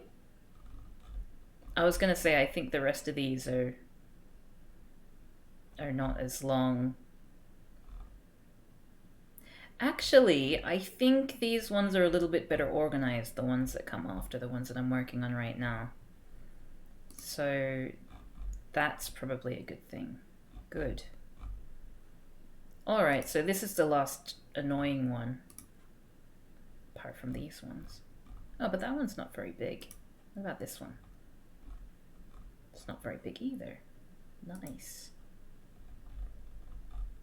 Okay, yeah. I think I can handle the rest of these. What's the time frame? Okay, so this whole collection of documents that I'm typesetting now is due in at the end of the month, so I'm not too worried about that, except for the fact that typesetting takes a lot of time, so I want to get it out of the way. So I've set this deadline for myself for the end of tonight, if possible. But on top of that, I have two medical translations that I was given. What's Bargy doing? Just like sitting there in the corner. I've got two medical papers that I need to do, which are quite long. And they're due Friday and Saturday. So basically what I wanted to do is like get all the typesetting out of the way so that from next week I can focus on translating these documents. And then once the typesetting's out of the way, I can focus on the medical translation jobs. That's the plan. We'll see how it goes. I'll do my best so that I have no regrets. Action. Wait, what? Oh, action needs to go down here. Here we go.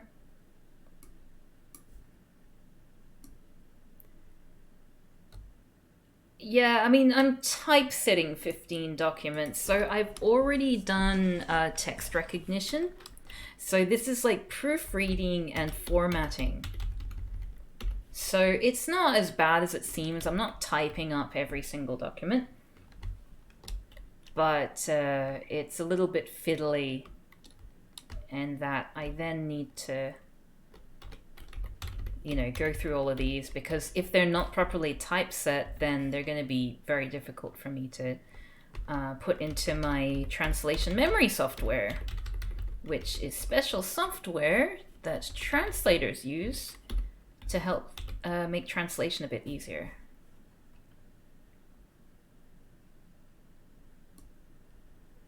If anyone has any questions about translation or being a translator or language learning or language teaching, feel free. Those are some of my many areas of speciality.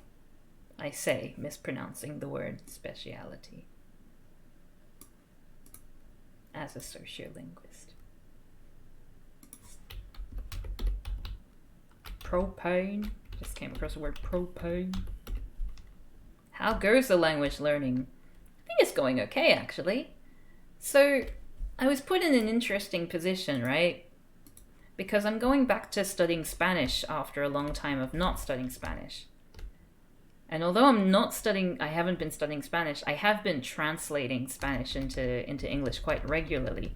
So it's not that I don't know how Spanish works. I can read it just fine. The issue is being able to speak it, which is a different skill, as it turns out. Who would have thought? So I've gone back to study. I've been studying at a university, and I did a placement test to see which level I should be at. And the level that I was put in was a relatively low one. Like the equivalent to second year Spanish, I guess. And at the time I was thinking, well, I mean, that's not the level that I was at before. And most of the time when I've studied a language but then stop and then start again, I catch up really quickly and then I start getting bored. Yeah. Spanish pronunciation is incredibly easy. That's not my issue at all. Um, but I was talking with my the course convener about it and saying, what should I do? Because like this is like Spanish is my job. So it's not that I can't, like, there are aspects of it that are fine. Like reading, I don't really need a dictionary for most things. I can figure things out because I'm a translator. But if I'm just having a conversation, I'm probably going to stammer over certain words and grammar and things like that because it's just not fresh on my mind. And at the moment, there's too many other languages swimming around in there. And they were saying, well, I sent them my past work samples of when I was like B2 level back in 2014, a long time ago now, after 3 months of study. And they were saying, well, from the work content, it doesn't seem like there's anything that we'll go through in this class that you haven't already studied before. So if you want to go up a level, you can. But if you want to practice your Spanish, I noticed that... Oh, thank you so much for resubscribing, Myth SSK. It's very kind. Very much appreciated. 7 months. But what was I saying? Oh yeah, she was saying there are some errors in the work that you wrote that I checked. So it might be worth you staying in this level just to sort of like really let the grammar become second nature to you again. And what I found interesting was that my normal reaction is, I'm gonna do the next level up because I'm capable of doing it. And then I had to stop and reevaluate because yes, I am capable of doing it. Like, I could take on any of these Spanish levels and I would probably do okay. But I'm not at that level anymore. I'm not at a point where my goal is to be able to translate the language because I already translate the language. So the only reason for me to go ahead in these classes is if I want to get more grammatical understanding or grammatical insight to be able to apply to translation. But I already translate.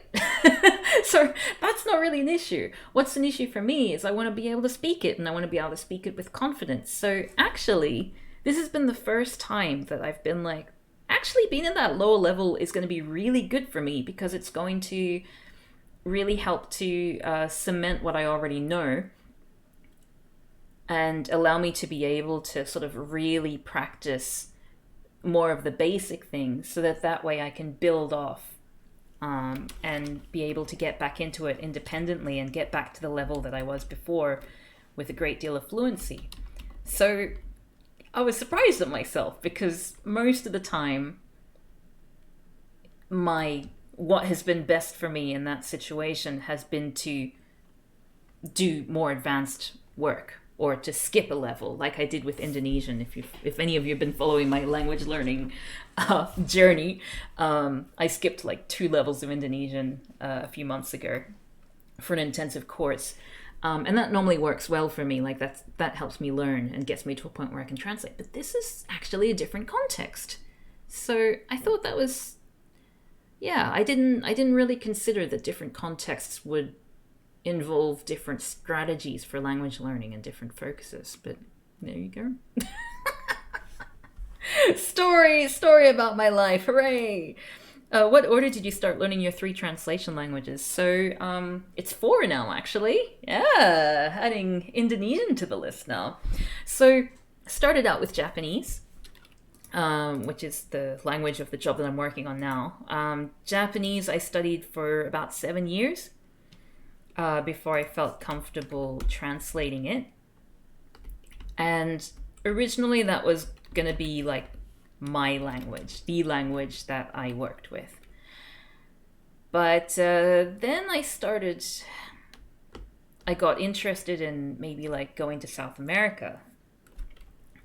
Oh, thank you very much, Erica, man. 386. And then I was like, could I? Like, I don't feel like I've fully mastered Japanese yet. I mean, honestly, you never, I don't think I ever will.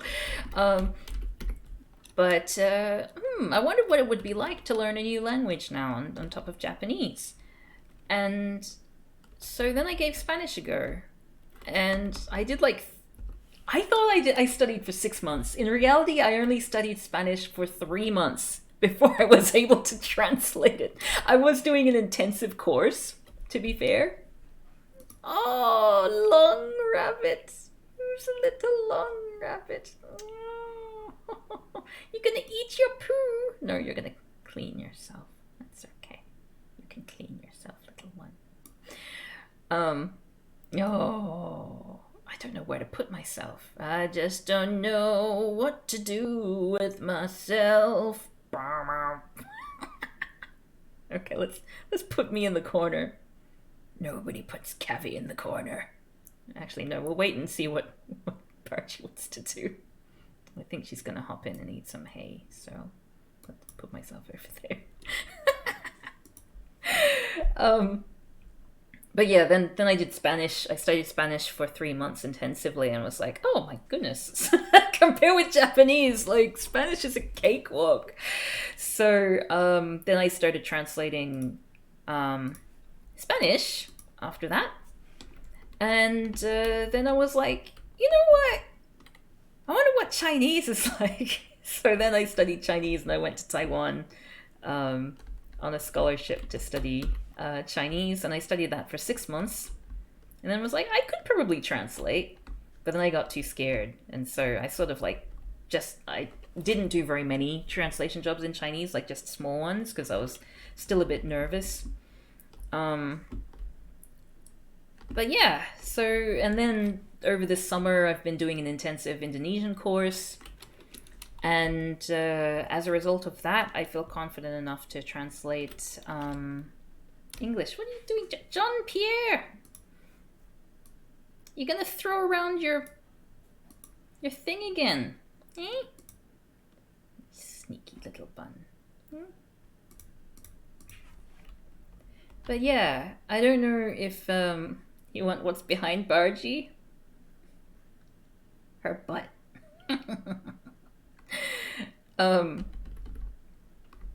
What was I saying? Oh yeah, if you're looking to learn a language, Spanish is probably a really easy one. Indonesian is a very easy language as well.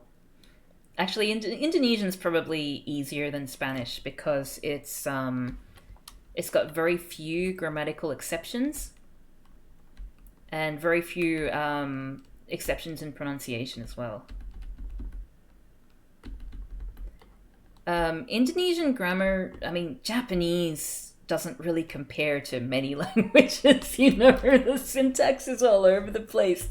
Indonesian grammar, I mean, I find Indonesian and Spanish have a lot in common in terms of pronunciation and in terms of a lot of the grammar and like with word order and things like that. But Indonesian is a lot more simple. It relies a lot on prefixes and suffixes to provide grammatical complexity and for conjugating. So you have the base word and then you add things on the end or to the front in order to change the context or whatever. Which is great because it means that you're not changing the base word. So if you know the base word and then you read that word with the extra grammatical things, you can already know what it means, you know? Are any aspects of Indonesian influenced by Dutch? I think there might be some loan words which are influenced by Dutch. I don't really know Dutch myself, so I couldn't really, you know, definitively say, like, make comments on the grammar or anything like that. But my understanding is that, for the most part, Indonesian as we know it now, I think we've talked about this before, was adopted from Malay, which was a lingua franca in Indonesia at the time, because Indonesia as an archipelago has like hundreds of languages to my understanding. And Malay was often used as a trading language between the different islands. And when the Dutch colonized Indonesia, because they were very white supremacist, they took a slightly different approach to like British and French colonies, which enforced their language on the local population and tried to like squash the local languages and practices and things. Although the Dutch did destroy a lot of the monarchies and the systems of governance in Indonesia, they did not. They made it practice to not teach Dutch to the locals, so that way there would be, in their eyes, they wouldn't be able to gain any kind of power, there wouldn't be any kind of uprising, etc., etc., etc. So as a result, it seems like Dutch, I mean, this is from my shallow understanding, but it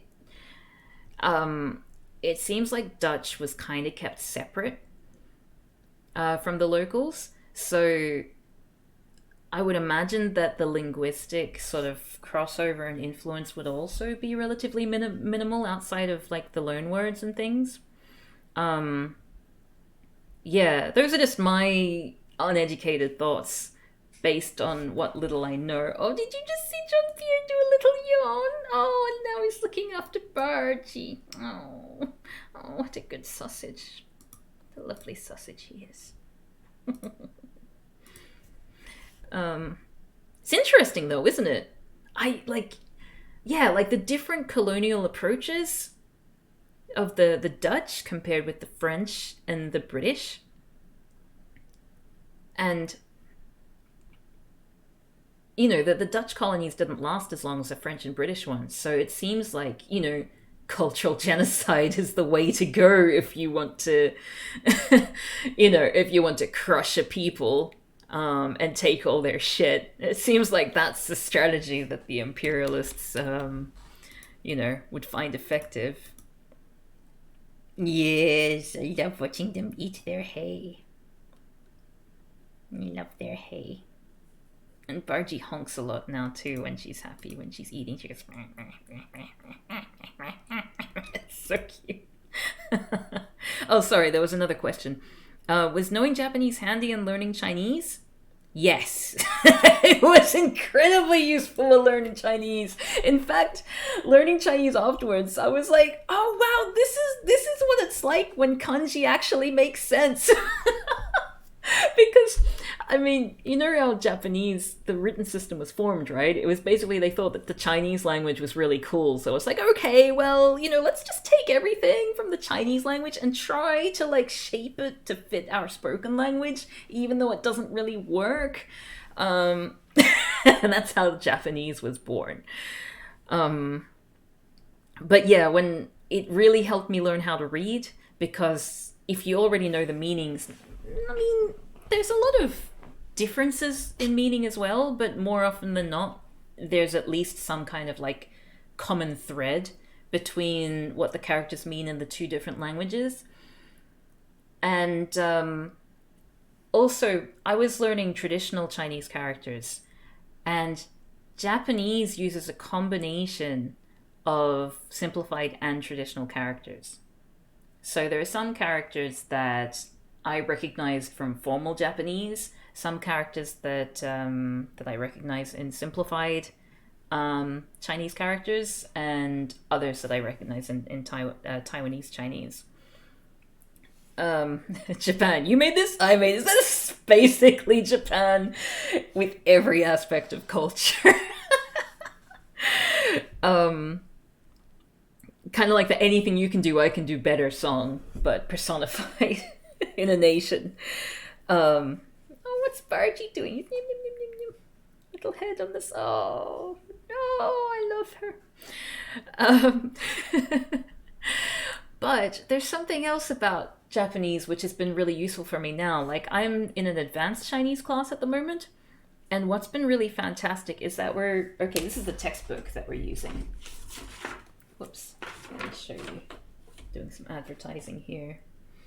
I don't know if you can see this. It's called Reading into a New China, which is great. It's like a textbook which is more focused on written Chinese, which is distinct in many ways from spoken Chinese, which is, yay, another thing for me to learn. But although it seems on the surface like it's quite difficult, the fact that, what you would say is this in spoken Chinese is actually this in written Chinese, the characters that they use are often words that I already know in Japanese.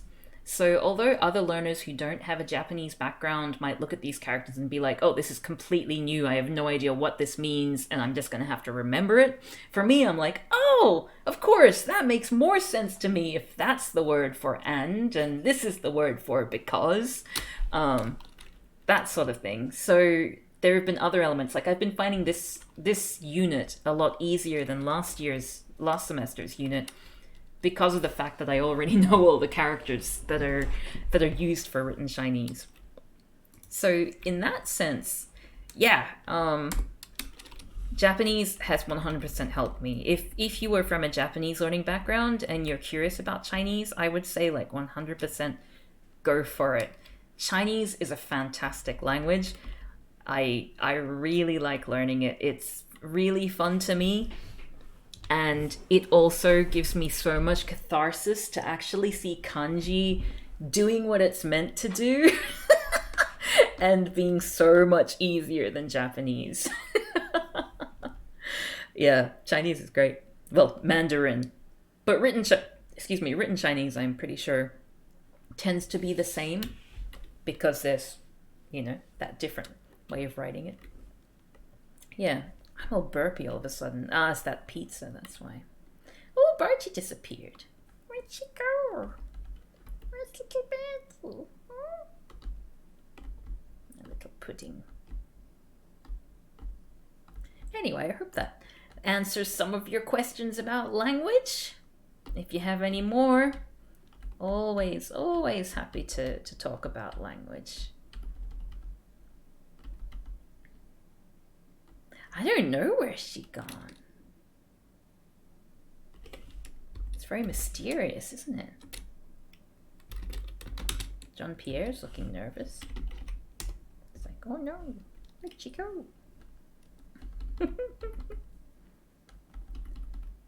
あといくつ残ってて。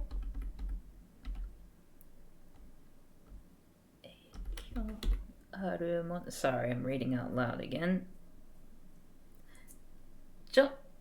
Oh yeah, maybe that's... Yeah, the image is stuck. I thought he was just standing still. Alright, I'll be back. Been learning Japanese for 8 years, but had Taiwanese housemates in Osaka for 2 years and got interested in Chinese. Yes, go for it. Taiwanese Chinese is so cool. Traditional characters are the best. And they make a lot more sense than simplified characters, if I'm being completely honest. So, I mean, I'm a bit biased because I lived in Taiwan. And I'm probably on a watch list in China forever now, but still. I'll be back in a sec.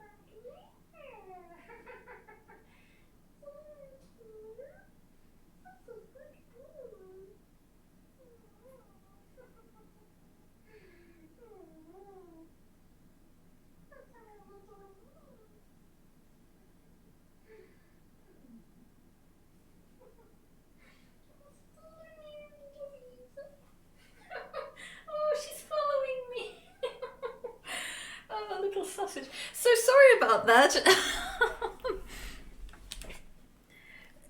Yes, that was an Ethernet. That is an Ethernet cable over there.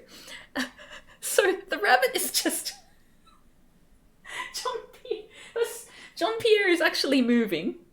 But what's happened is that the app that I use to stream the camera is very battery draining, and even though I've got the my phone on the charger and have from the beginning, it's slowly drained the battery. So what I'm gonna do is I'm gonna leave Jean-Pierre sitting there for a little bit.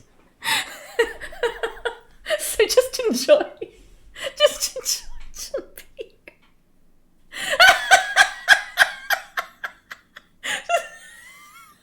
He looks so worried as well. Alright, what I'll do is I will finish up this email. So let's keep chatting, and then I'll try turning on the phone again. We can have downgraded Bunny Cam to a photo. Yes. Now it really is only watching camera. Oh, well, you know what? I can attempt to put on a stream of the buns. What can I do here? Hold on. I'll put on a slideshow.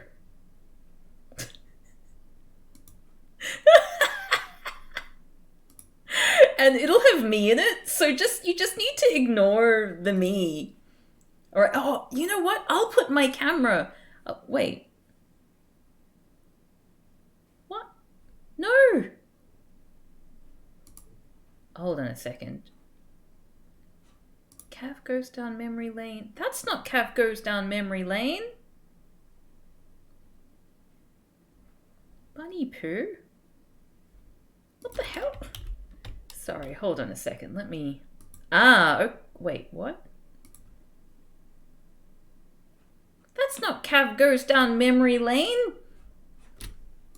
Okay, bear with me. Bear with me. Something went terribly wrong.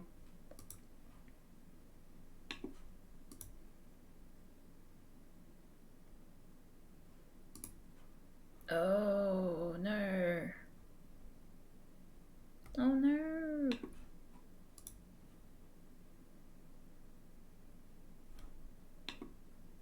Okay, I'm gonna fix something.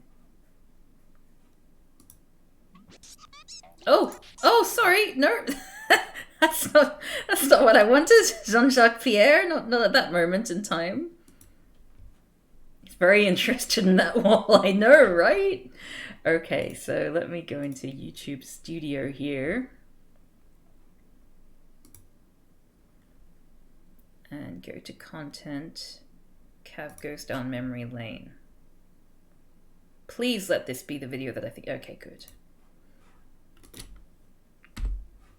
Bum bum bum bum bum bum bum bum bum bum bum bum bum bum bum bum bum. Alright. Okay. So this is just gonna be a repeat video. Oh, shut up! Shut up! Sorry.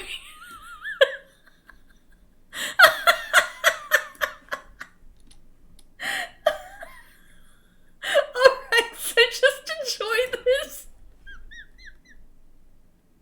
I never thought I'd be telling myself to shut up.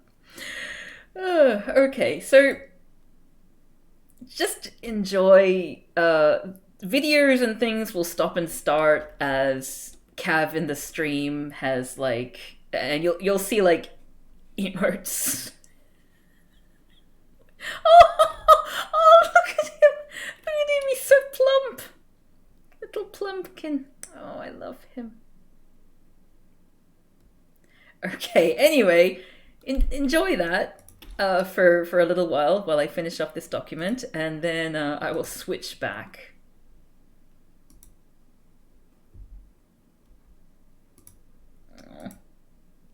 Oh, that's him. That's them at the shelter before we picked them up. They didn't even know who we were. Oh, and Bargy was so desperate for a pat. Oh, look at your little chubby cheeks. Jean-Pierre's just sitting there like, come watch me. I will not move from the spot. They're not siblings, no. Bargie's a few years older than Jean-Pierre. Oh, yay! Crowford pledged $5 by Patreon a month ago.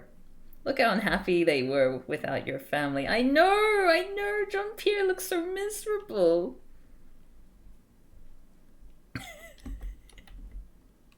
Oh, little Jean-Pierre. God, all these emotes flying around must be a little bit of a trip. You had that Patreon for like a year now? That's odd. I don't know why that happened. Maybe there's another Crowford or something. Okay, where was I?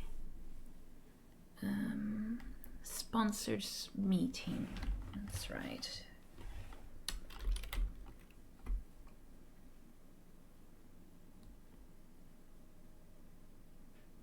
Oh, it's nice and quiet now. Commission in. What? It's an odd word. Okay, that's where I was. So anyway, languages, they're cool. Yeah. What else do we think about languages? Good, bad, ugly?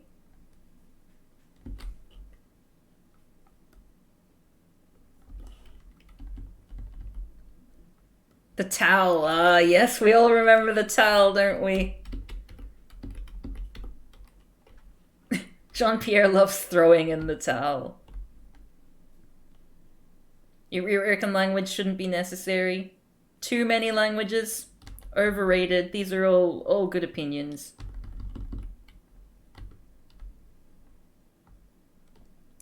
Shibai iranai.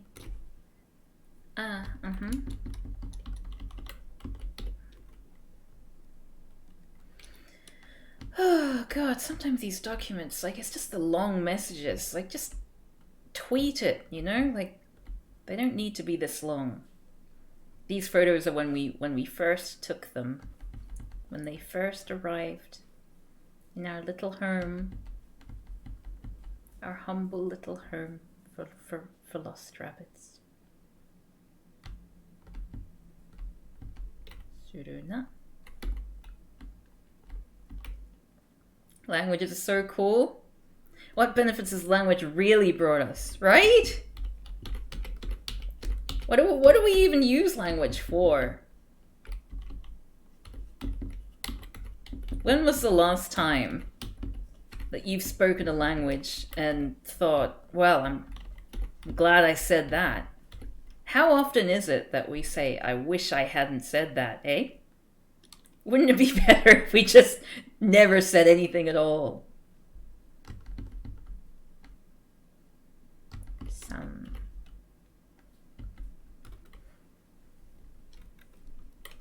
The Bible has it right when it said multiple languages are a curse from God. How is Jiggly and Billywig? Well, Jiggly and Billy are doing very well, is my understanding. They love each other a lot. Jigglypuff has stopped constantly trying to hump Gillyweed, which is good. He's calmed down. And he's no longer anxious, like really anxious whenever Gillyweed goes, because she's a lot more adventurous than he is, because I guess with his albinism, he doesn't like to stray too far from his bed. Whereas Gillyweed likes going exploring and going under my sibling's bed, that kind of thing. And he used to get really distressed when she'd do that, because he wouldn't go in after her, and then he'd be like, "Oh, where's my love?" But he stopped being so stressed, I guess, because he knows that Gillyweed likes him as well. So it seems like they've reached a bit of an equilibrium now.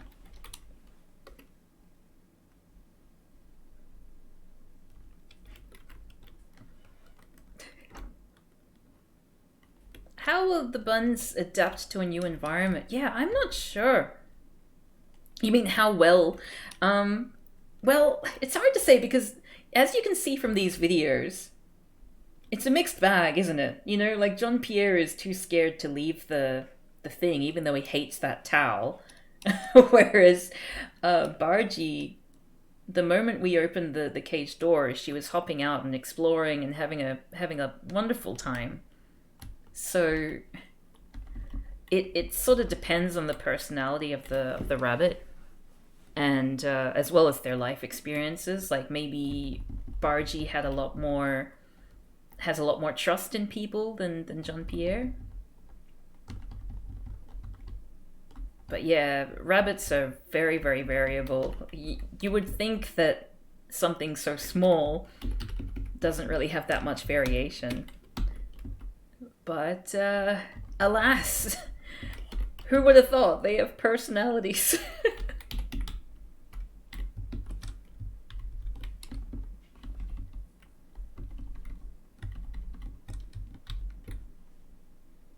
I think Jean-Pierre is like more of a hikikomori. He just likes to stay in his room. Well, actually, that's not true. Since his personality's changed a lot since he's come to stay with us. Like, he's a lot more adventurous now.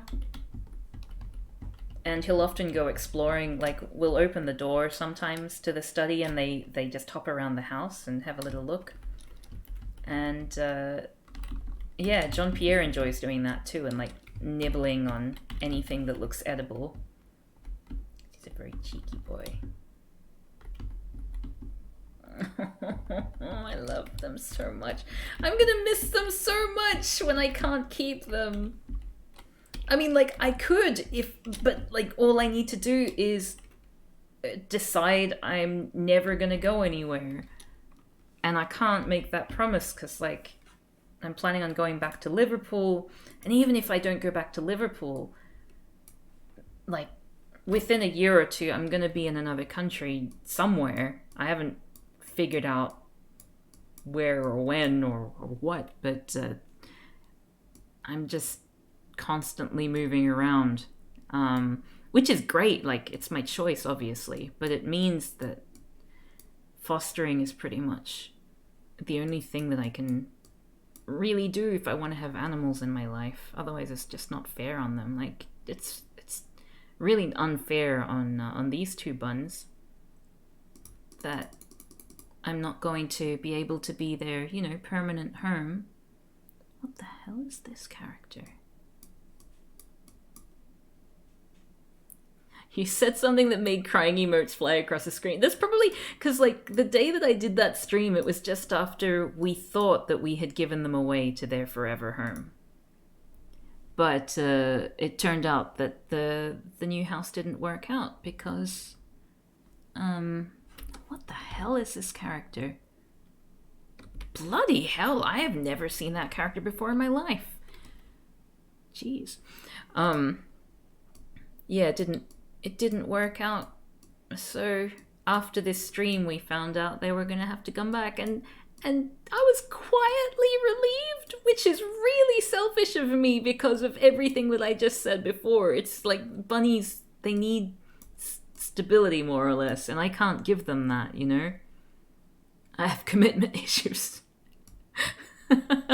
Home commitment issues. So I should be happy if they find a nice new place to stay, but I'm too selfish. I want them to be mine forever. For as long as I care. And then when I've had enough of them, I'll discard them. Hey there, Dog IRL. Okay, well, why don't I see whether the battery has recharged and we can actually have some genuine bunny cam again. Hold on. Oh, what languages are you currently translating? Currently, the job that I'm doing at the moment is a Japanese job that I'm typesetting. And it's been a real pain in the arse because Japanese does not typeset very easily. It takes a hell of a lot of work. And it makes me very cross. Actually, before I go and check this thing, I'm gonna finish off this one. Oh, sorry. I'm gonna finish off this. Oh, yeah, I'm gonna finish off this document. Yes. This document's been a pain in the ass. It said a character I didn't even know how to read. Never seen it before in my life. That's the thing about Japanese. You're just constantly discovering new characters. Wouldn't even know how to pronounce it. That's another thing about Japanese. You know, like, I can type the character. Like, I can draw it and have it go into my document, but I don't know how to read it. It makes you feel so impotent. PM.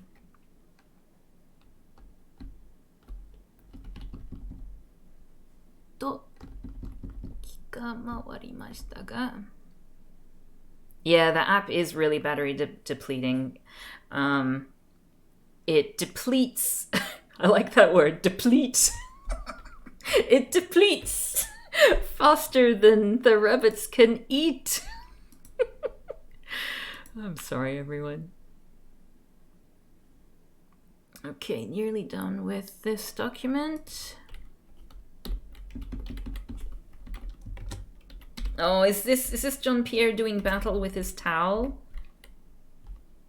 Well, actually, in Australia, it's not good to have rabbits outside.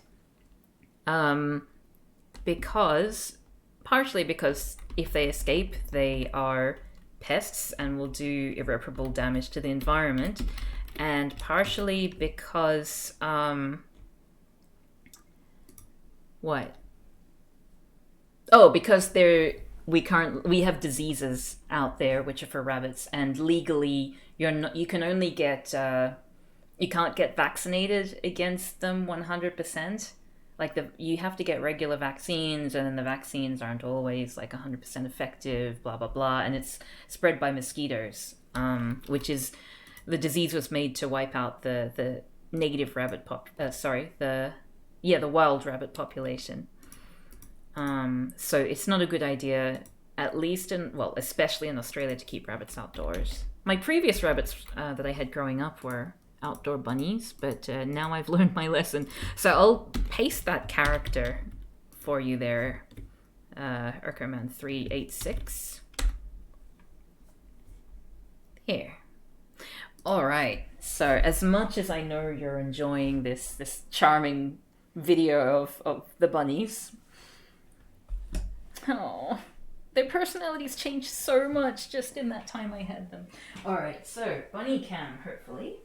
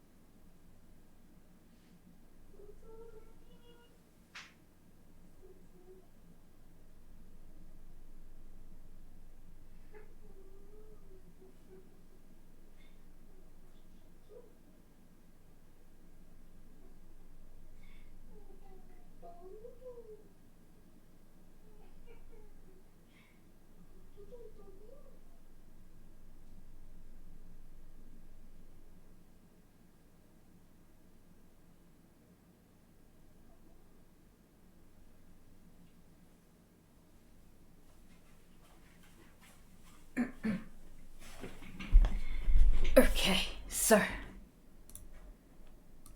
let's pause that and then refresh.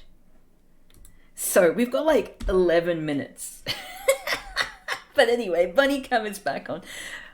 Sorry, I mean 11%. The battery went from 0 to 11% in half an hour, so I think also that charger is probably not very good. Oh, look at him taking care of little birdie. He's gotten very plump, this bunny has. Little plump John Pierre. Plump John Pierre with the plump. I don't think it's an official charger, no. It's probably part of the issue. Did I just finish that? Yes. Yes, I think I did. Okay.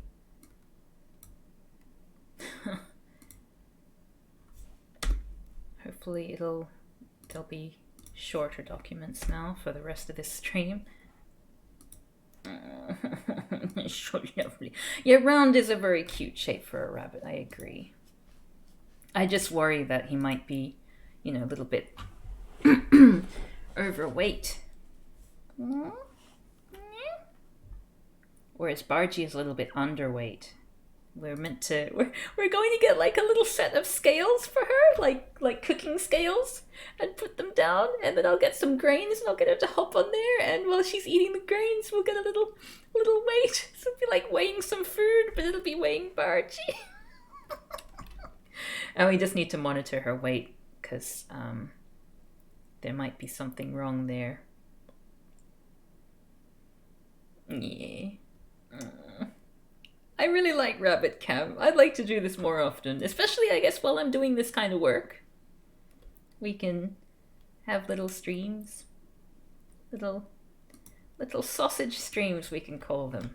And I'll make sure I get a charger that isn't so garbage.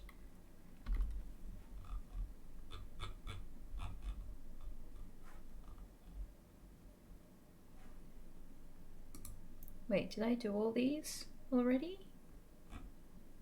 Oh, God, no.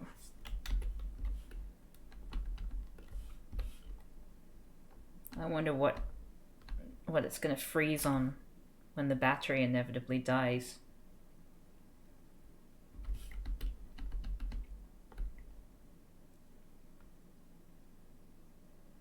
Well, my mother was thinking that Jean-Pierre steals all her food, but she's very ravenous when it comes to eating. And we were just watching on Spycam, watching them eat, and they're doing fine. Like, Bargy's eating quite a lot. And Jean-Pierre, yes, he steals the food from her mouth, but then she picks up another piece, So, I don't think that's it. And they have like an unlimited amount of hay. And Jean-Pierre's not always eating, whereas Bargy can, like, if she's hungry, she can hop into the thing and eat it. So I think it's very unlikely that Jean-Pierre is eating all of her food. I think maybe there's a chance that she has maybe a kidney infection or something, which may also explain why she's been so wee happy since we got her. Wee happy. Oh, it did it again. Oh, sorry everyone.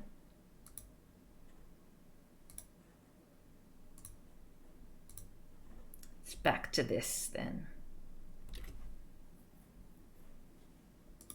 Hope you don't mind. Well, you got a brief amount of the buns. Doing a little clean. Oh, Jean-Pierre eating a leaf that's too big for him. Oh, look at that. Such a good sausage he is.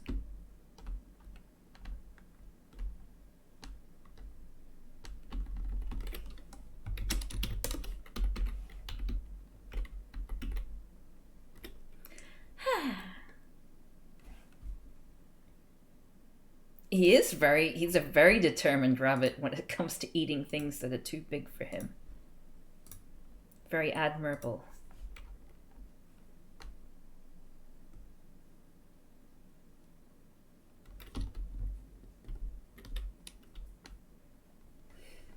Look at that photo of him.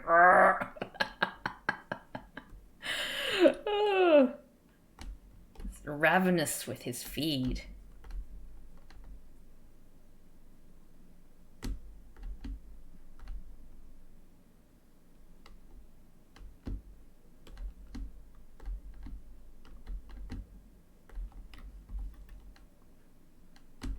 They are little beasts. Little fluffy. Oh, she just wiped her chin on the leaf because she didn't want it. Meanwhile, I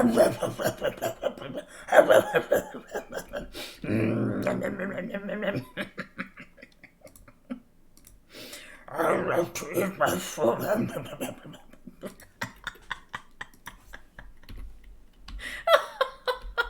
oh, I love them.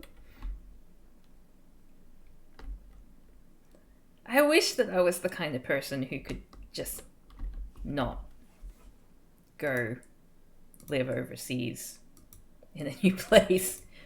But I just can't seem to be happy living in Australia for whatever reason.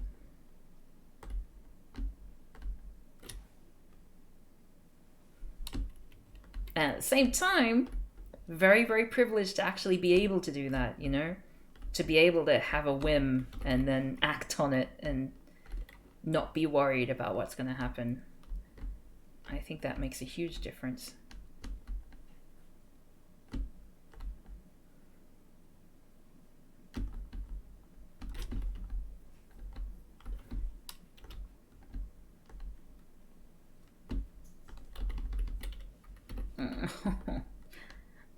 Oh, she's so beautiful.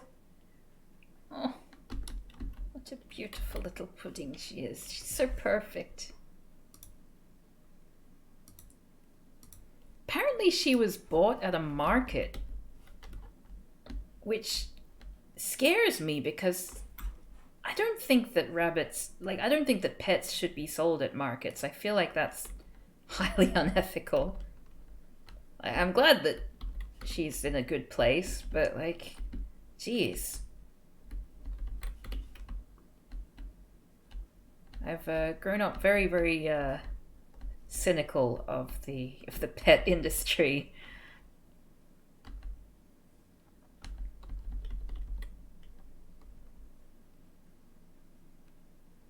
I remember we gave some bunnies. Well, when I was younger, we were really, really irresponsible pet owners. It was the sort of thing, you know, your parents buy you pets and you love them, but you don't know how to look after them. So if they're rabbits, you don't get them desexed, and then they breed, and you end up with more rabbits than you can handle, and you can't, you know, neuter or spay them as fast as they breed. We had that kind of situation. And I remember there was one time we gave 2 of our bunnies to the pet shop, and oh god, you know, I don't know if there's any other people who were like pet owners as a child, but I feel, as someone who had pets as a child and adored them, I don't think that children should have pets. I think it's, unless they're really... Bye. Oh, geez! Thanks for following, Frogs and Croissants. Welcome to the stream. Yes, we're doing a bunny stream today.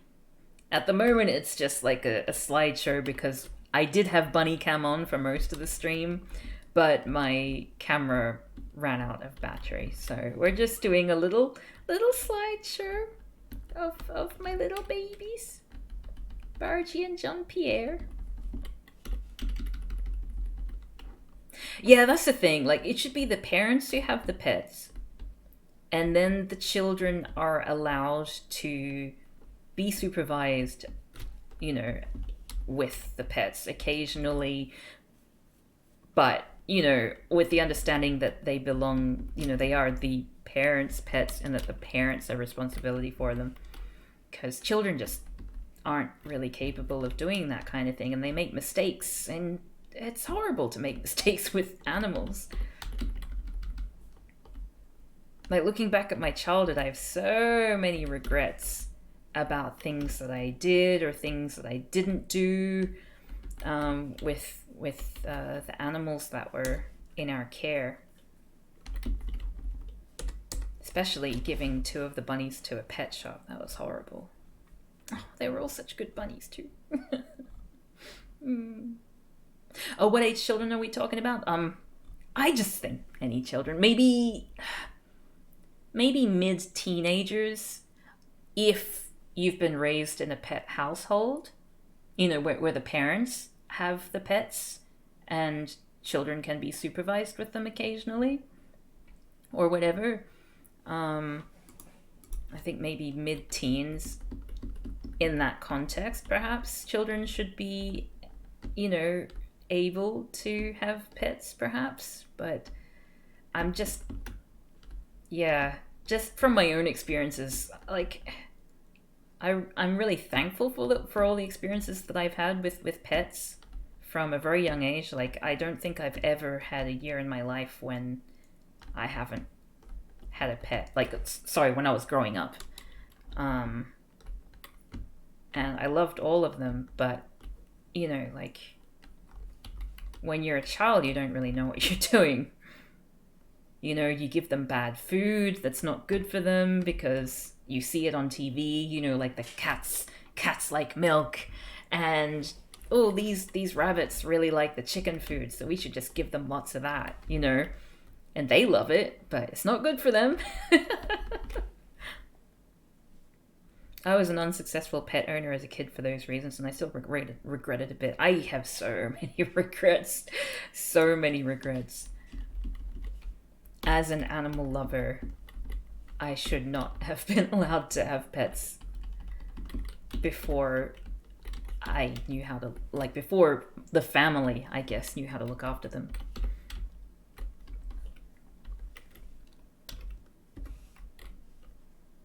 The dog that you got was a shared responsibility. Yeah, I think that's a bit better. I still think it should be the parent's pet. But if it's mutually equally shared responsibility, I guess that's better than, giving the pet to the child.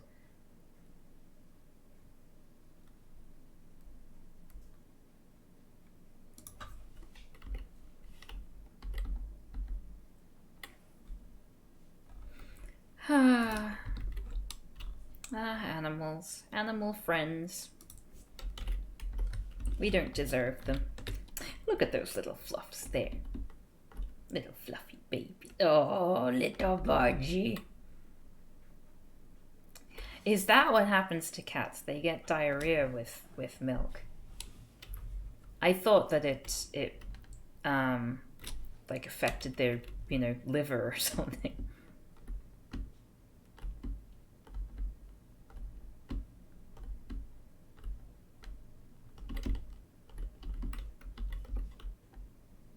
Hey, yes, bunnies indeed. Bunnies indeed.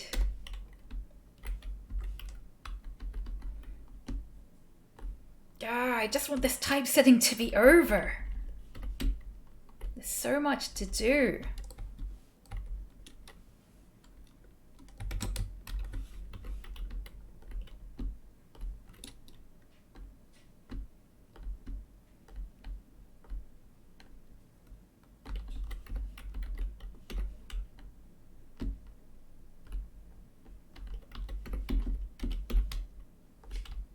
I can hear noises coming from the laundry, which makes me think the bunnies are being cheeky. If they're eating the cable, hold on a second. I'm gonna just make sure they're not eating the cable there. Ow, I got my hair caught.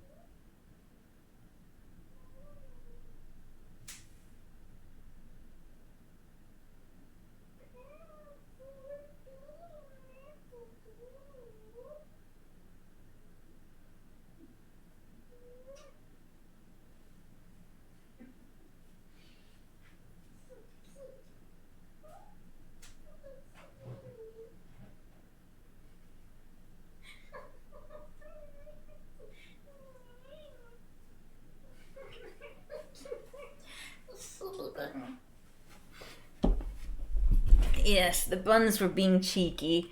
I see there's a tiny nibble on the phone charger.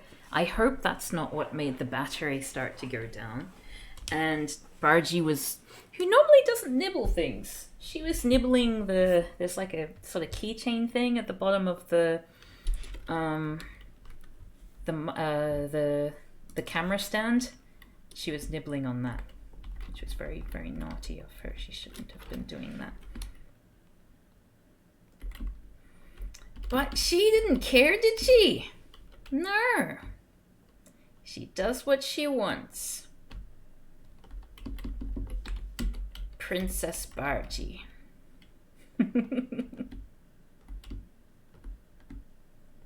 Cheeky sister. Oh, look how tiny she is. Look at that. She's a tiny little sausage. Okay, I will finish one more document. And then we'll finish off the little bunny cam. Tiny bunny cam again. You really need these balls of fluff in your life right now. Yeah, me too. They came to my life at a time when I really needed them. I'm very thankful.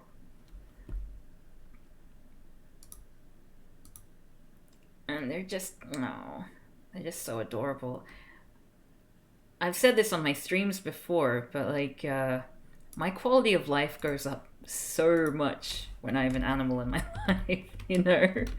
And oftentimes, if I've been without an animal for a long time, I sort of forget how much I need that. And then afterwards, it's like an animal is in my life, and I'm like, oh, geez. Is this what it's like to feel happy? It's quite sad, actually.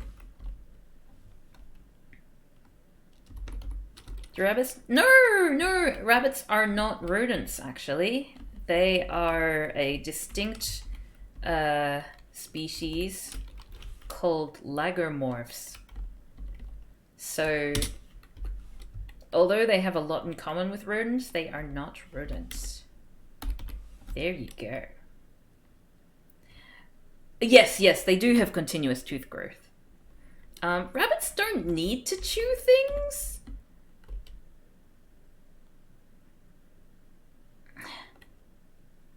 I don't think they need to chew things, but they often do.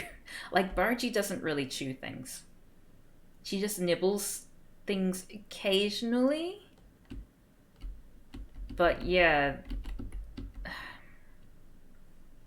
They like eating wood. But yeah, I think some rabbits are more likely to nibble than others.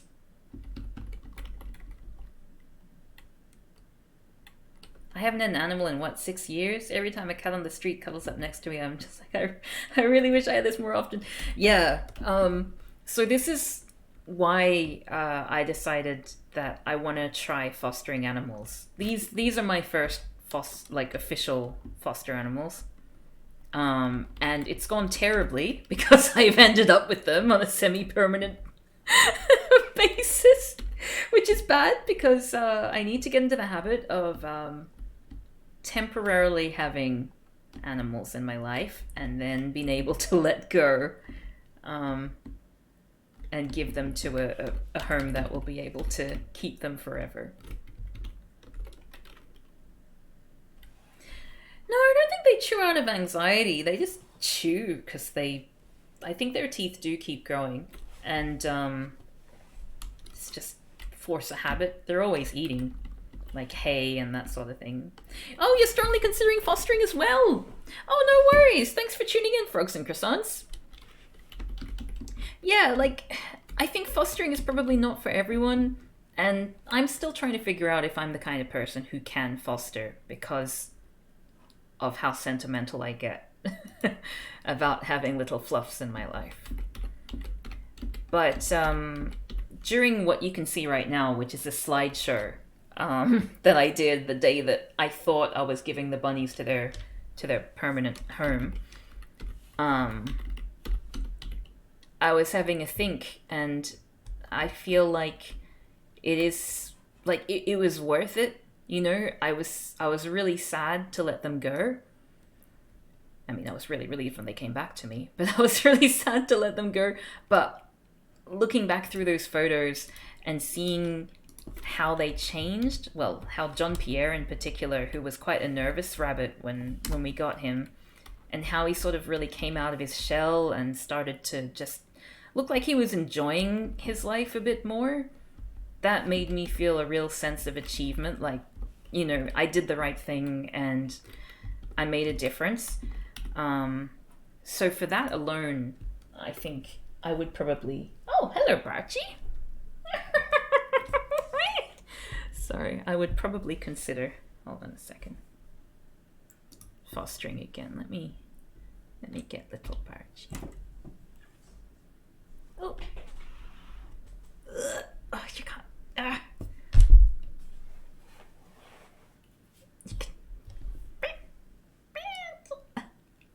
Can you see this little black blob down there? Little sausage. Oh, my leg's in the way. Let me. Oh wait, no, that's the chair, not my leg. What's it doing? What would be a treat for bunnies? They like carrots as a treat. They're actually not meant to have carrots all the time, contrary to what you'd think. I'll keep the camera down here. I don't know what she's doing. She looks a little bit concerned. Oh, she's hopped back. I think she wants her treats. I give them treats, like these little grains in my hand before they go to sleep every night. And yeah, she tends to have them around this time of night. And if I don't give them to her, then she gets sooky. I think she's sooky now. But yeah, so they have like little oxbow treats, which are made out of a combination of different kinds of hays, I think. Fruits, like if you give them a tiny piece of apple or something, they like that. But also it's not good in large amounts. Excuse me. Some herbs like mint and all that, they're also good for treats. Yeah, that's basically what you give them. Just the odd thing, which is maybe a little bit sweet. They have a sweet tooth, but it's not good for their teeth. So you don't give them too much of the carrot. They love sweets though. What I do in the morning, I've got this muesli that has dried blueberries in it, and it's a sugar-free muesli, so it's got like it's one of those like health things, so no added bleh. And there are these dried blueberries that come with it. And when I got in contact with Barji's former owner, who had to go back to China because of COVID and had to give her up, she was saying that she really likes blueberries. So I got this blueberry muesli, and in the morning I will sometimes give them one blueberry each, and they love it. They love their little morning blueberry. Although now Barji's starting to get sooky if she doesn't get a blueberry in the morning. She develops habits, like she assumes something is going to be regular a lot more than it is, and then gets grumpy when it's not. Poor little thing. My friend has a rabbit, and they give their bunny small bits of mango sometimes. Oh, that's interesting. I wouldn't have thought that rabbits would take to mango. Intriguing. Yeah, there's too much sugar in carrots. They're quite sweet. Which you might not think, given that they're, like a root vegetable, but yes, they're technically sweet. Sweets for buns.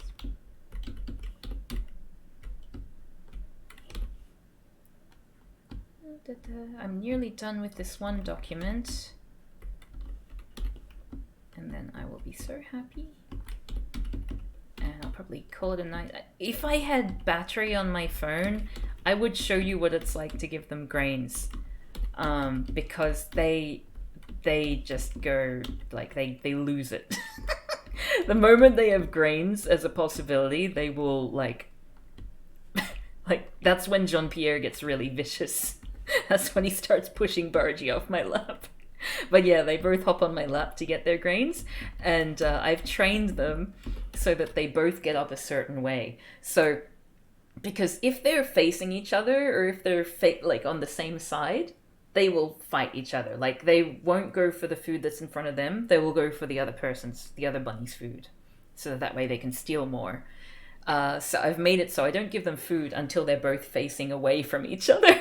So I've got one in each hand, and they're otherwise they fight. It's so greedy.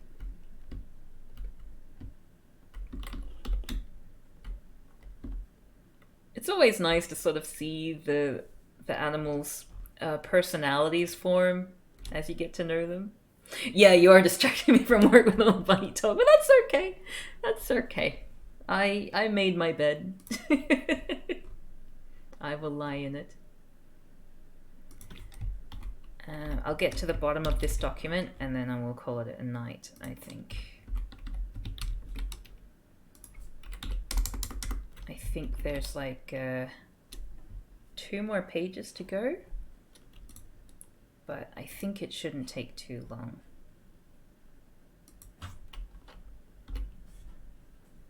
Always happy for a little bunny talk to keep me company. Otsukare-sama desu. Sad we don't have actual bunny cam. It seems silly just having a slideshow of photos and things. I hope that's still somewhat entertaining.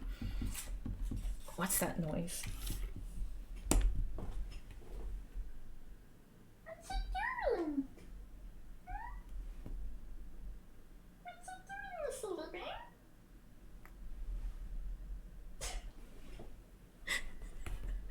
Now that I don't see them in the camera, I'm getting really paranoid when I hear the noises coming from there. They're very active at night time. Little night owls. It's a delight to occasionally see a bun just scamper past in the background. Yeah, this is their... They've had their, their proper food. They've had their nap. They've recovered from their itis. And now they're ready to have a little play. Who knows what they get up to in there? Oh, if we're really lucky, because I don't know what they do when they're in their study. But I'm curious to know whether they do their little binkies, their happy jumps that rabbits do. I feel like they do that when they think no one's watching, because they seem like happy bunnies.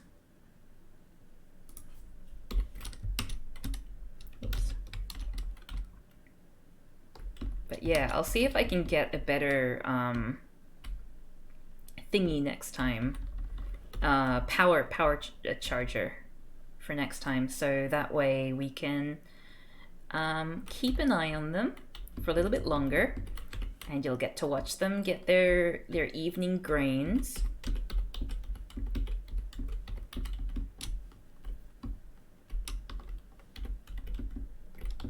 And yeah, it'll be great.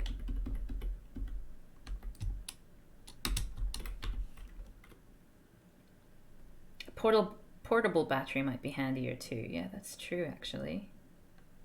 Is a proper camera instead of a phone an option? I don't know how I would connect that to the computer without using cables that the bunnies would probably eat. It's worth thinking of different options if this is going to be more of a regular thing, which, it would be nice because it means that I can get my work done and still do a stream, That helps me. I'm not complaining. That is, if you don't mind the just chatting streams, right? I know some of you had said that you enjoy them, but there's still a part of me that's paranoid because I feel like, well, I need to be playing a video game because this is Twitch. And I wouldn't just do talking streams, but it seems like when I'm busy, in order to keep up with streaming, these kinds of streams might be an inevitability, Which, if you enjoy them, great. Perhaps another app. Is it Android or iOS? It's Android, sorry. I don't know why I started saying iOS. Please let this be the last email. Oh, thank God. Okay. So just one more paragraph.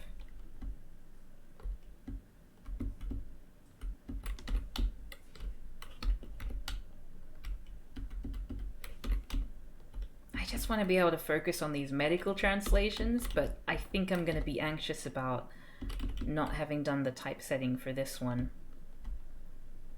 if I don't get the typesetting done. That's the thing about freelancing. You know, you could have nothing, like in my case with COVID, you could have like almost nothing for a year.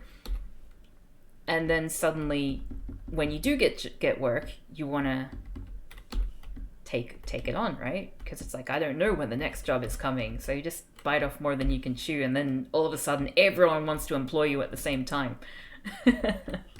Fun times.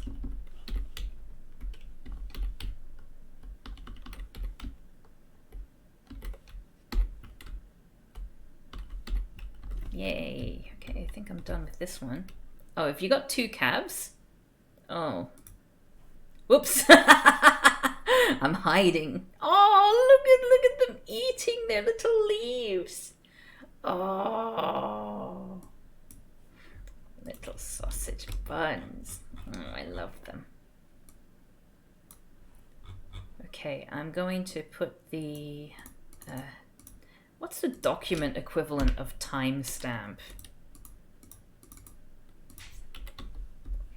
The page indicator, not page number. Although it is technically a number, it's just not the number of pages, you know? It's like a code. Unique code for each of the pages. Given that it's being used in a court case.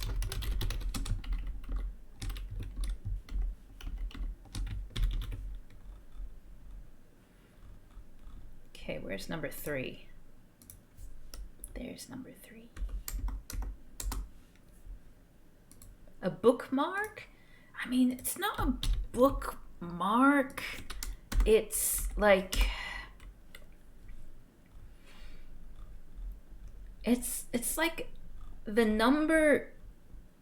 It's on every page of a document. And it's a unique indicator of the page.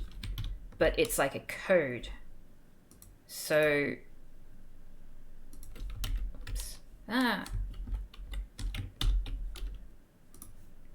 So like it could be ABC 123 hyphen 1 for page 1, and then ABC 123 hyphen 2.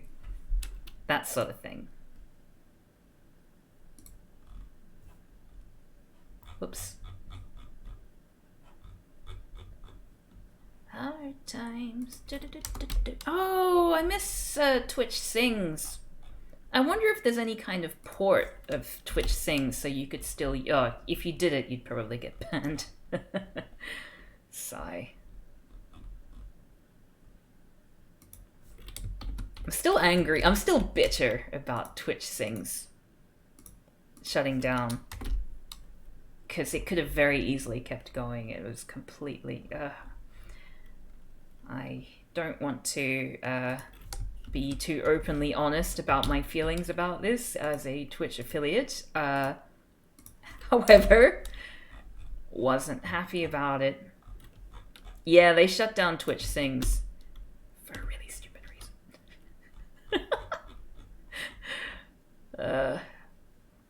I mean, I don't know. Yeah, I probably would have made the same decision too if I realized that it was costing me a little bit more money than I thought that it would, and that I'd actually have to pay rights for the music that I use. So yeah, totally understandable. There was no way to get around that.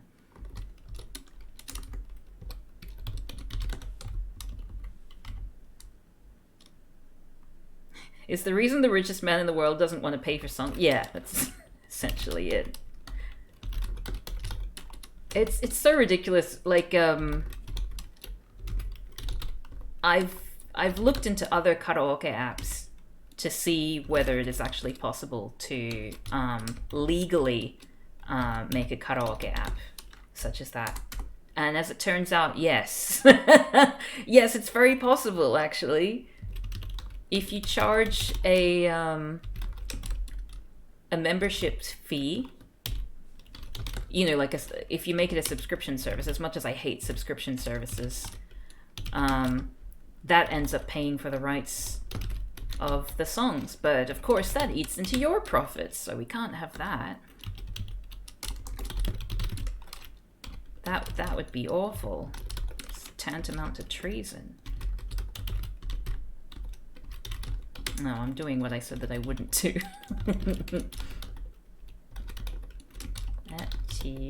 Oh, I was gonna say the name of a company. Thankfully, I didn't. That was good. Good for me. Good for me there. Can you offset the cost by using re-recordings instead of your original music? Yes, you can. Yeah, that's what karaoke clubs do. Like, it is possible to do it legally. It's very possible to do it legally. It just involves, you know, a lower profit margin. Never pay early profit. How did you get your earliest translation jobs? I'd like to start translating, but I'm intimidated about getting my foot in the door without experience. Oh yeah. I mean, the bad news is that translation is an incredibly insular industry. No one wants to help anyone, and I hate that. But luckily, people like me dislike that that's the fact of things, and so we go out of our way to help people who are looking to get their foot in the door. So I don't know if you're on Twitter, but if you drop me a DM, I made a document with like a Google Doc with a bunch of just general advice, which I hope should help you. I don't know whether I've mentioned companies in there. But yeah, drop me a DM on the Twitter. The link to my Twitter is in my my about me thing, I'm pretty sure. So yeah, let me know, and I'll send you that document, and hopefully that will help you a little. All right, so where? Sorry, no, in the about me section.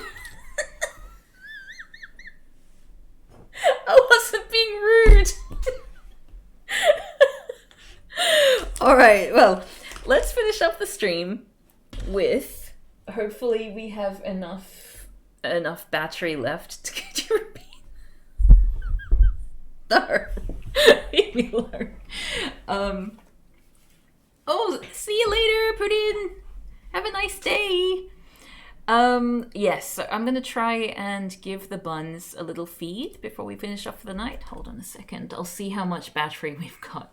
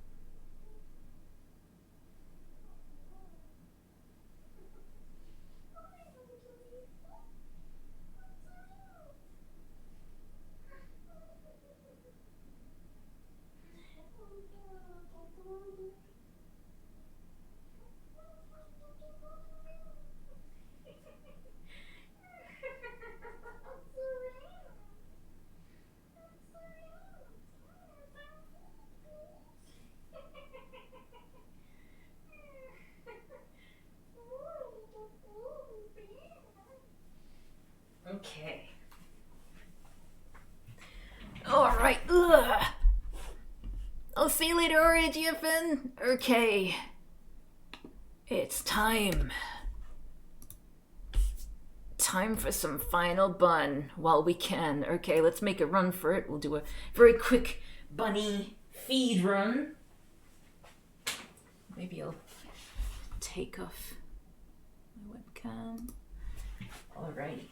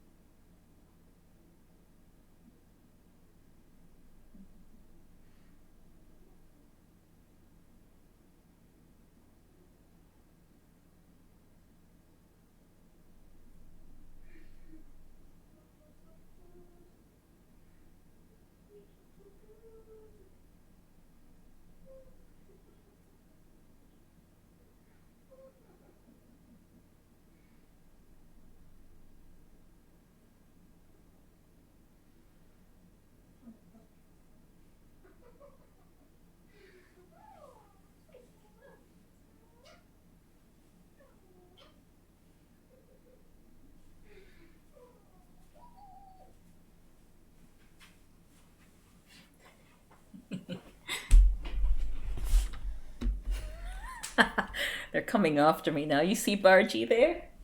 She wants more. She's like, why didn't you give me any more? You gave me too little. Here they come. Sneaky sausages. Oh, they ran back.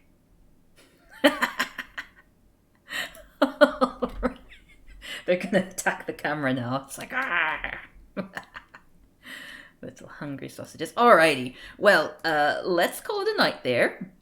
And now I'm going to find someone to raid. So apparently Glitchcraft is celebrating 2,000 followers, which is nice.